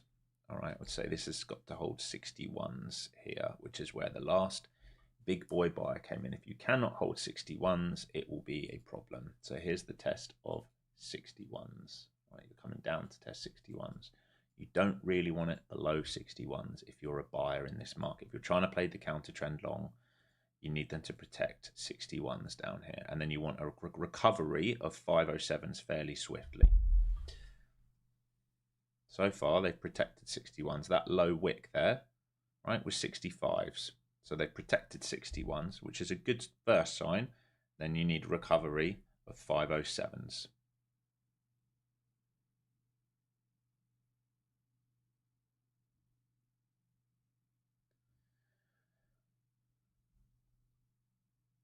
Do I think options will get more expensive? Options for what? Oh, just in general? No. Because there's not going to be any... You don't need $25,000 in your account to trade options. There's no PDT rule to trade options anyway. So it shouldn't... I don't think you affect the chain there.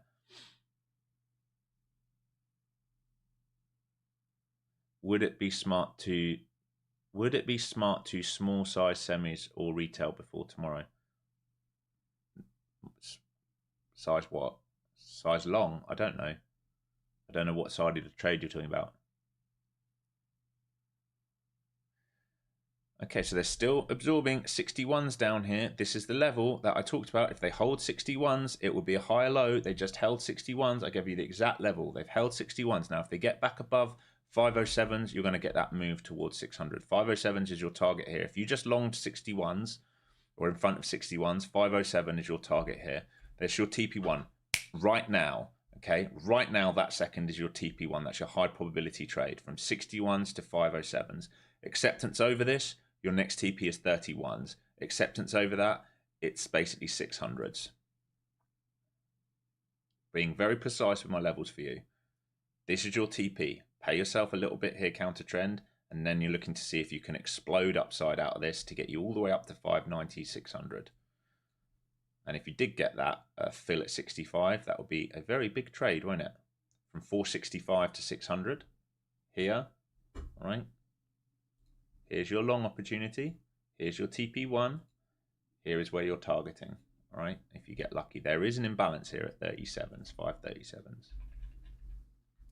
How did we know 61s? Because it's where the big buyer came in, leaving excess at the lows. All right, they needed to protect this buyer. We pulled back, we held. They tried again, a seller got stuck. We're into imbalance territories. So over 530s now. All right, we're going to fill these sell side imbalances, potentially up to 580s. And your high probability move is into this gray box here. All right, basically 600s. That's the max move I would look for. And I'll be selling a good chunk of your profits into this move up here. All right. I'm trying to explain this the best I can, right, to give you the reasons. That's how I can be so precise on these levels. It's by seeing who's in the market. So imbalance now filled, sell side imbalance. You're starting to see acceptance. So if we pop through 37s here, you can look for that next move up to 98s or 600, whatever you want to call it. Right, all the way up here is your target. What program is that with buyers and sellers? It is Spectra Pro, Flowzone Spectra Pro. You can get it on my website. It's an order flow tool. It's footprint, order flow, delta profile, cumulative volume delta. How can you be as cool as me? You have to become very, very old first. You have to have your back hurt, your neck hurt, your fingers hurt, your shoulders hurt. You have to get a few platinum discs. Then you have to lose tens of $1,000s in the market and then decide that you're going to keep going until you understand the market. And then you have to teach people how to trade. Then you're as cool as me. But not until you do all those things. The most important thing is being old. Being old and feeling old. All right, ES, IB to view up, complete. All right, ES into view up. Man, I can't believe these semiconductors, man, how they're like literally owning everything right now. Can any of you, some of you might have traded as long as me, can you remember a time in the market where the importance of one of the sectors ruled the market? I cannot remember a time outside of okay, let's say outside of Mag 7. Mag 7, 60%, or historically 60% of the QQQ. Now it just feels like we have to, how many times do I focus on semiconductors now? Every day. I can't remember a time before. Healthcare, I don't remember healthcare running the market. .com times, before my era. Before my era. But yeah, I guess so. I guess that would be it, wouldn't it? Be the .com bubble.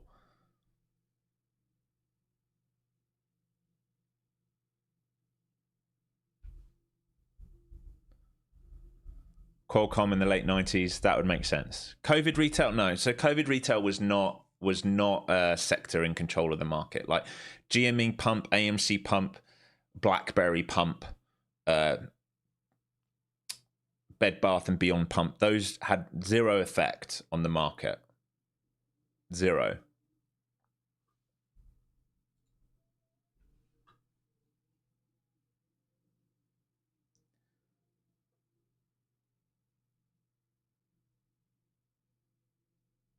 What do you think about the big changes were between your father's generation of traders and your generation? How do you see the next generation of retail traders? Well, I'll tell you this. I'll give you a really good example of that. All right.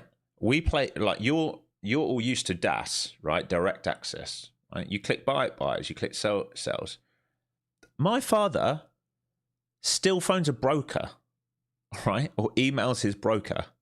Can you put this position on for me?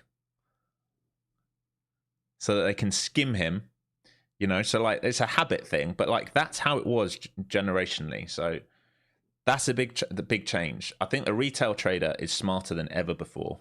I genuinely think that. Not all of them, but I think you have the tools.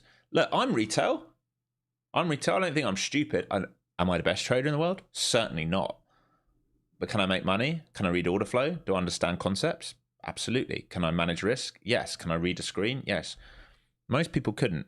So historical generations, they used to print off charts before the day. There was none of this that we have. They didn't have software to show us all of this. They would print off charts and they would be like, oh, well, this is a potential head and shoulder pattern. And they used to get laughed at because everyone would trade macro fundamental analysis. Technical trading is a much newer thing in the market.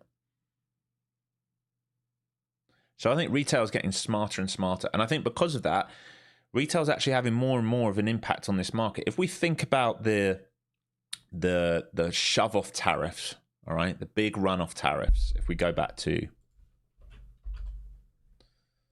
all right, I'm gonna have to put it on NQ1 for a second, all right? Just give me a sec. If we think about this move here,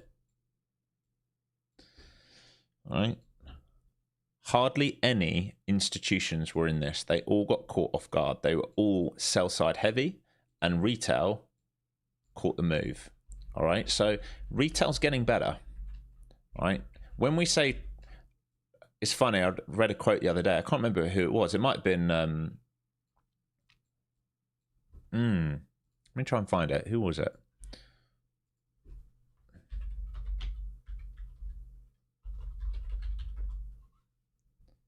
Brian Shannon. It might have been Brian Shannon the other day saying, I'm sick of hearing people called retail dumb traders and hedge funds, etc., smart traders, because retail are getting smarter and there's no guarantee that hedge funds are smart. I actually agree with that. I actually agree with that comment. We should probably just call dumb money, smart money, which is what he was saying. So I think that's a big difference. That's not to say all of retail's smart. Lots of retail are not smart. They love a flutter, right? The amount of mates I've got right now who are in SpaceX long with money that they probably can't afford to put long on it is incredible. And have they ever traded a stock before? No. Have they ever invested in anything before? No. What do they own? I don't know, some shit coin, right? That's for sure a thing. But it doesn't mean everyone's the same. I mean, you guys are here, you guys are learning, you guys know how to trade. You heard him say that in the conference. There you go, Willie. Yeah.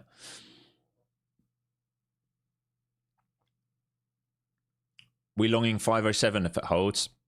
Yeah, you could potentially watch 507s. As long as 61s hold, you look good. So yeah, you could watch the 507s. There's a big delta there, right? From the sellers that got caught here. I haven't done the sells for you today. Sellers are caught here. So you could look for this move. Look, you're at top side of channel. So this is going to get tight. I think you're going to fill this in. I think this is where it wants to come. Like I said, it's where it's trying to get to. There it comes. Long from the bottom. Thank you for the call outs. Despite not being in the trade yourself, the last 2 weeks have made it hard to be content about 70 points. Wow. It's crazy, isn't it? We get so used to 200, 300, 400 points. But yeah, we caught 100 points here today, down. We caught, I don't know, 40, 50 points here long. And then I took a small stop, and then that's it. But look how I've managed my risk. Am I long trying all of this? No. I said to you guys, if you guys want to be counter trend here, there's probably a trade up here. It's paying out for you now. I'm just trying to wait. My main thing today was like small size, not be too aggressive, wait for FOMC, wait to see the reaction. That's where my head was today, which is why I didn't think, if I'm honest, we would do a move this big. I thought we would see something like this. Well, maybe not that deep. This is what I thought. This might still be what we do, just with an overextension. Because if they can trap sells here and come inside, and if they can trap buys here and come inside, they have pinned liquidity for FOMC to do this or to do this. And that's what they love to do in FOMC, is destroy one side and then go the other way. And the more we're pinned in, the more money they have to destroy. A lot of people are donuts in the chat, but I value you immensely, making me switch from ICT to order flow now based off your channel. Thank you for everything. Raymond, that is very, very kind of you to donate $75 there, my friend. Thank you so much. And I'm glad that you've made that switch and are starting to see the markets for what they really are.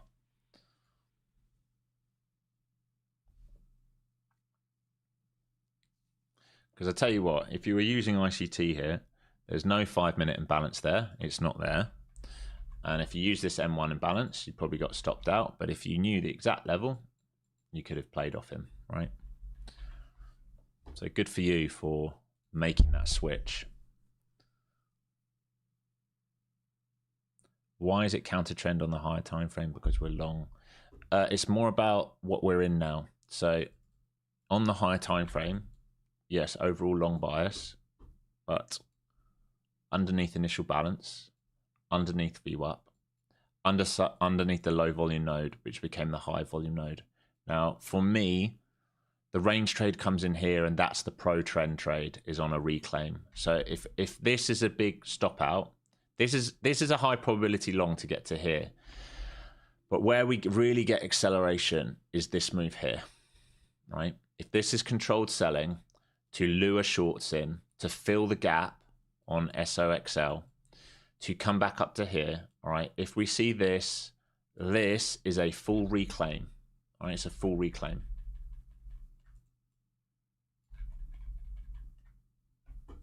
That's where I think it's coming up to, right? Up into here. And we can make a decision after that. They might save the full reclaim for tomorrow. It might be that you just get the move to this low volume node. This here that we keep talking about. This is where I think it's trying to get into. It's starting to look really good. So anyone who's long from here, you're now up 90 points, right? This is your profit taking region. I'd say 50-60% of your profit, maybe even more. And if you find acceptance back above this, we get VWAP. And then you might, if they turn the fucking boosters on today and start going pro trend, because ES is finding acceptance above VWAP right now. Look how different these markets are very quickly. ES, right? Big reaction off demand zone, back above VWAP, okay? SOXL, big reaction off gap fill. Gray line is your gap fill, okay? Pivot, higher low confirmation. All right, it's trying to get back into here. If we start squeezing, we know where we're going on SOXL.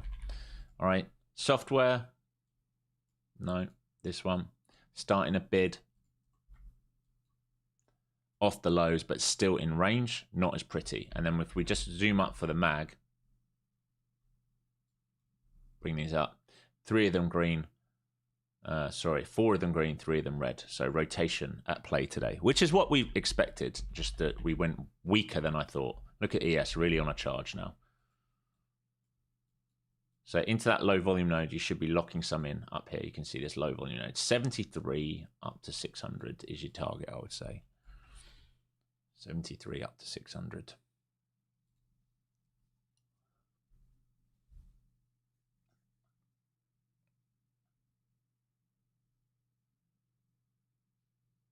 Currently holding long from 510s.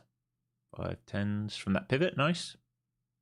Yeah, like hopefully you guys who are long, hopefully we see the trade that we were looking for earlier. Right, so my bias hasn't really changed. Like under here, this is the low volume node. This area is the trap area for me. So we need to reclaim this area. This is based on the H1. So let me make this make sense to you. Right, this can change though now. This was low volume earlier. We start to fill some of it in. So in this move down here, remember we took the short here down to here today. Okay, let's just make that clear. We were short here down to here today. I didn't really think we'd move down much lower. I'm going to be honest, because I thought what we would do is this setup here. Sell, under, reclaim, back to here. We can still do that move. The difference now is that sellers have had control. We've hit targets for sure. But if they want to keep this buy side stuck up here and not retest it, they can sell this red block. Now, the better retest is up here. We will make a decision once we retest these buys up here. And then we can make a decision if we want to sell down to here. If they hold that, we go high or low. If they reclaim, do this. Very bullish. If they reject that, and reject this, then we're thinking about gap fill. Now, these are all Wednesday, Thursday plays. Okay, these are not today plays.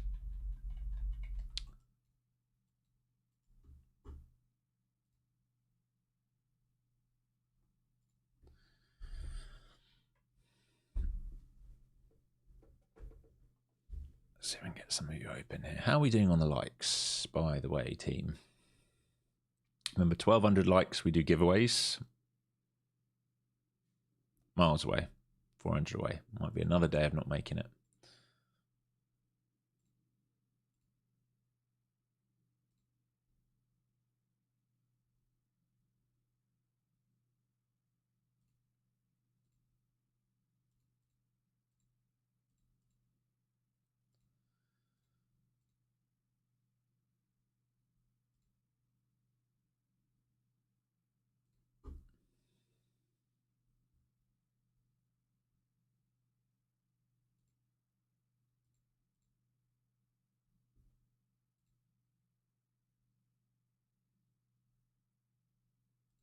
So I'm just checking the emails here. I've got a lot of emails from people since we've been live. All right, rejecting this low volume node so far. So again, the same story. I'd be watching 507s and 467s. If they can't hold that, you're going to melt further down. That's why, for me, I'm not trying to play the counter trend now because we've kind of changed environment today.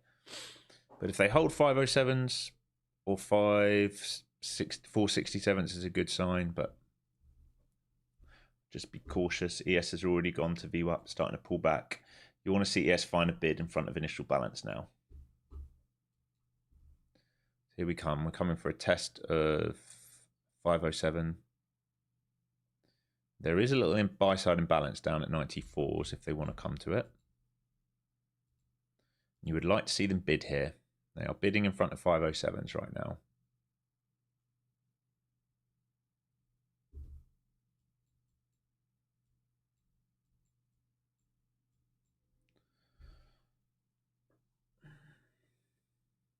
Nice bid in front of 507s for you guys who are long. That's good so far.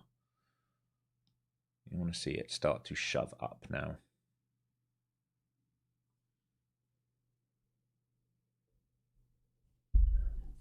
Really good. Beautiful.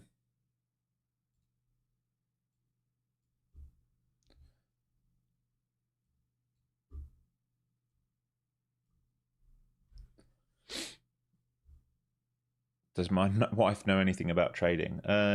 She could probably like tell you what a Head and Shoulders is and stuff like that. She's a very good yoga and meditation teacher. She doesn't need to do this crap. She leaves stuff like this for idiots like you and me. She does much more important things. All right. You need to see if we can get acceptance over 545, 550 for the shove up now. That's what they're building out for, what they're trying to do. Building liquidity. Alex, my problem is the size of entry. When I enter with 1 micro, it goes $200, 100 points easy. When I enter with 3 micros, I always get stopped out. Well, that's not about your...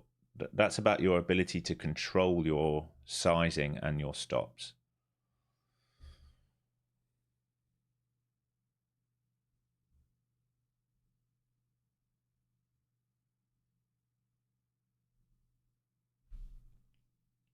Alex made my money off SPY, grew 9K to 50K the last 2-month period. Was wondering, would you recommend switching from 0DTE SPY options to MES futures? Mate, if you're having success trading SPY options, stay there. Don't change something if you don't need to, yeah? If that's all that we need to do in trading is find a vehicle that suits our personality and makes us money. And it sounds to me like if you've turned 9K into 50K in a 2-month period, you found your vehicle, my friend. You don't need to try other things. Stay at what you're good at. That is a great vehicle for you. If you compound that over a year's space, you're going to do $250,000 this year. If you keep doing that off a $9,000 investment, that's fantastic. Stay there. Don't move. Don't move. If if you start failing or it's been luck, you can look at other stuff. But it sounds to me like you found your groove in options. I don't think there's a reason for you to move outside of that, Bill. All right. Same as those who trade small caps, they make money in small caps. They stop trading other things, you know.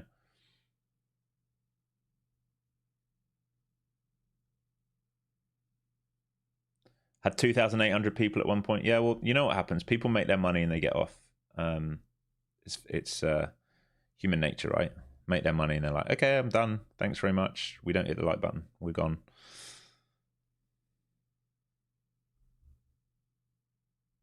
Appreciate the advice, my bro. You are a massive help to that. I'm going to pay some credit debt off, buy your programs. I won't read the last bit. That's very kind of you. Thanks, Bill. Look forward to working with you, mate. And yeah, good for you. Pay off your debt. Nothing better than getting debt free, man, honestly. Use Ripster for trading and options, but glad I found this channel for futures. Yeah, Rip's a great trader, Ripster. Been around a long time. Do you use his clouds then? He uses on his 10 minutes. You use that. It's a nice dude as well. Good dude. Lots of free education from him. Trades momentum well. Doesn't trade order flow, but trades momentum well. Bro, you assume everyone is making money here. No, I don't. When have I ever assumed that? Here we go. So they're moving up into this gap. And they're trying to get you that fill towards 590, 600. That's your first target. Here we go.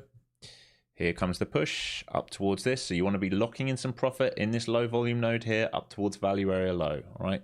Anyway, from here, where we are now up to 600, you need to be locking in some profit. They can reject this area. You can see it there. Clear rejection on the first attempt.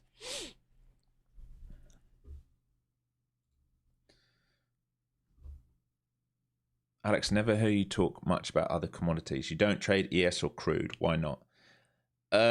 Okay, so here's the truth. When I started trading actively and a lot, I was trading anything that moved. Yeah, so I had my trade ideas scanner and I would have different scans on there. Day 2 backside fades is what I was really looking for. A gap and crap. You guys laugh, but I was always the short side of it. One of the hardest things about trading like that is you're having to learn every single stock's own personality, what its key levels are, where it's trading to, where liquidity is trapped. It's exhausting. So you have these monitors up on the scanners, but like you can get confused. You can make errors. You're not using standard sizing. Everything, you're trading a $1 stock. You're trading a 20-cent stock. You're trading a $100 stock. I became exhausted by it. So I started moving into large caps. And from large caps, I started moving into pretty much just trading the SPY or the triples. So I trade T triple Q, S triple Q. I have found for what works for me, we've just talked about Bill saying he's found options working really well from him. What works for me is day trading NQ and swing trading spiders, sometimes Qs, and the other ETFs. So I can tell you right now, I am long in XLV, I'm long in XLF, I'm long in the T triple Qs, and I'm long in a lot of individual names as well. Yeah, so that's what works for me because I don't have to overmanage positions that I'm swing long in. I try and be biased swing long. I try and pick stuff that I can let work swing long, and I don't have to overmanage it. So it's not taking up too much of my brain to look at it each day. If I'm trading crude, gold, the Qs, ES, RTY, YM, man, I couldn't even tell you the ticks, the profit or loss per tick on those. I couldn't. Genuinely couldn't. I could tell you on ES, but I couldn't on the others because I don't care, because it's going to take up too much room in my brain. I want to focus what I'm good at. I feel like I've demonstrated for a long time here what I'm good at is day trading NQ, right? Level to level on NQ. I'm good at my risk management on NQ. When to trade, when not to trade. When to be aggressive, when to leave alone. That's my vehicle for cash. My vehicle for investment becomes spiders, ETFs, individual names that I like. Again, I'm not a financial advisor. That's what I do.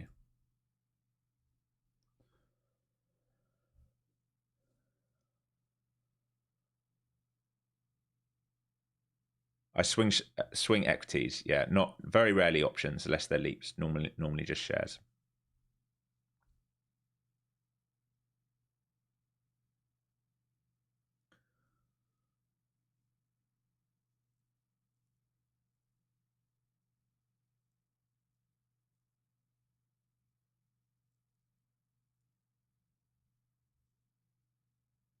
You're not into stocks. What's your suggestion for starting? Dude, if you're not into stocks, don't even start. But you know, your compounding gains in stocks can be astronomical. What are the advantage over for stocks over ETFs and equities? They're one individual name. You're not worrying about weakness in broader sectors, right? If you've got a name which has relative strength in the market, is putting out constant good press releases, is overperforming quarter after quarter after quarter on earnings, do you think that name's really going to give a shit about the broader market? It isn't.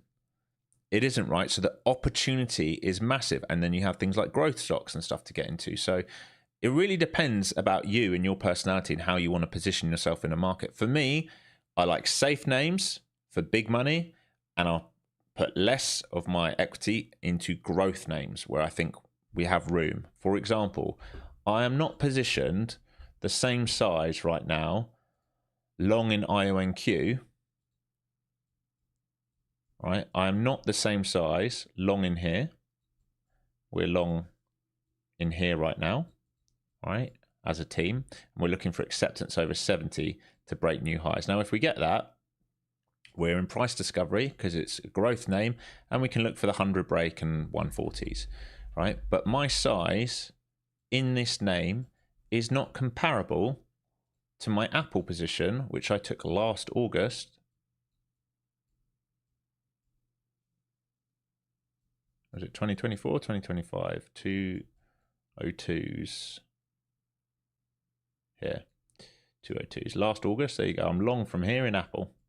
Now, I'm much bigger size in this. Why? Volatility in this stock's way less. All right, I'm up nicely on this, 57%. Same as AMD.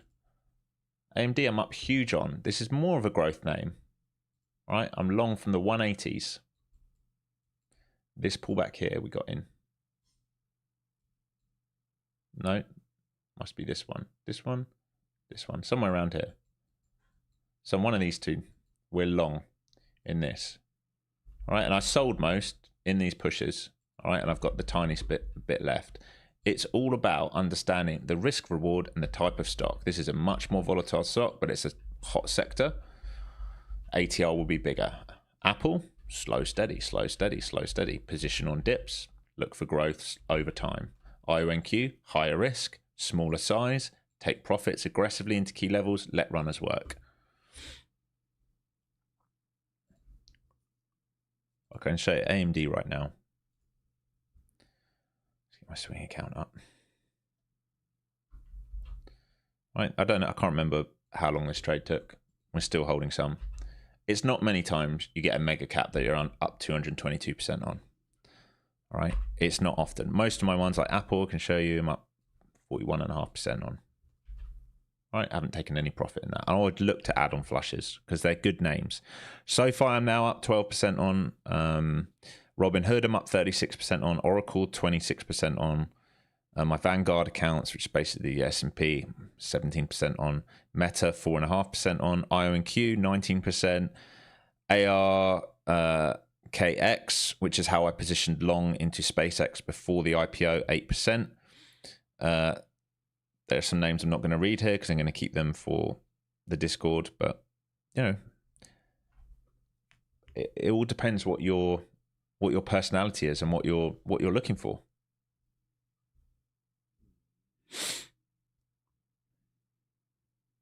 Do I share the swing trades in Discord? Yes. Does order flow work for gold? Dude, so let me explain. Order flow will work for anything because Every single thing that you will ever look at will trade the same way. It's based on an auction. It's based on liquidity. That's all it's ever based on. The only difference will be the personality of the asset that you're trading. Ideally, when you're using order flow, the easiest way to use order flow is on something which is centralized, like the futures market, right? If you're using an order flow on FX or on individual names, it's harder, right? Because you're not going to see all the order flow because they can put it through different providers. We don't have that. In ES and Qs are put through CME. Gold put through COMEX, right? Centralized. So you'll see all the orders on the exchange. What's the next TP? What, above? Well, you hit this one, you're starting to see failures off that and come back into range, and they might well come and test down here again, right? If they can't hold the bid, they can keep moving. This is why I'm not playing the long now, because we have kind of changed sentiment. There was a long up into here.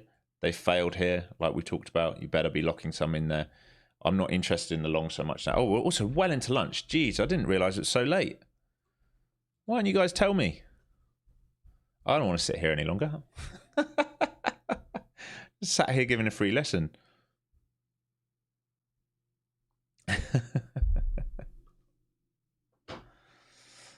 On Bookmap, yeah, NQU6, right? The new contract, U contract.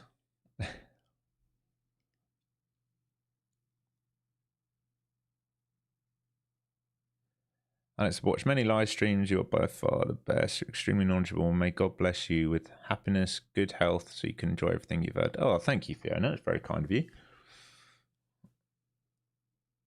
Giveaway, no. Giveaways are at 1,200 likes. We're nowhere near that. We're literally nowhere near that. Market's weak. Well, just in rotation, it's not so... The market is not so weak, guys. Look, please, like when you say stuff like that, does this look like a really weak market? This doesn't look like a really weak market to me. This looks like a very strong market to me, right? What do we have today? An inside bar. All right, that's what we expect, right? How we act down here is what's going to really matter. We bid off that, we're going back up. We lose this bid, we go in rotation down to here. We lose this, okay, then we can talk about a weak market. All right? Until that point, I wouldn't call it a really weak market. Now. Yeah. All right. My wife is saying, what time do you finish? It means she wants to get a coffee and breakfast with me. So on that note, we don't upset our wives or our partners, do we? All right, team. All right, everyone. Big love, team. Trade safe this afternoon. Expect chop. All right, it's what we expect into tomorrow. We expect chop all the way into tomorrow. Just be smart. Don't overstay your welcome. And I'll see you all tomorrow morning. And I will trade with you tomorrow morning. I won't be trading FOMC. I'll be in FOMC with the room. But we'll see what we get. But for a while, we've had some really nice moves on FOMC morning. So you never know. We might get lucky. We might get really, really lucky. All right. Peace and love, everyone. And I'll see you again real soon tomorrow morning. Take care. Use hard stops.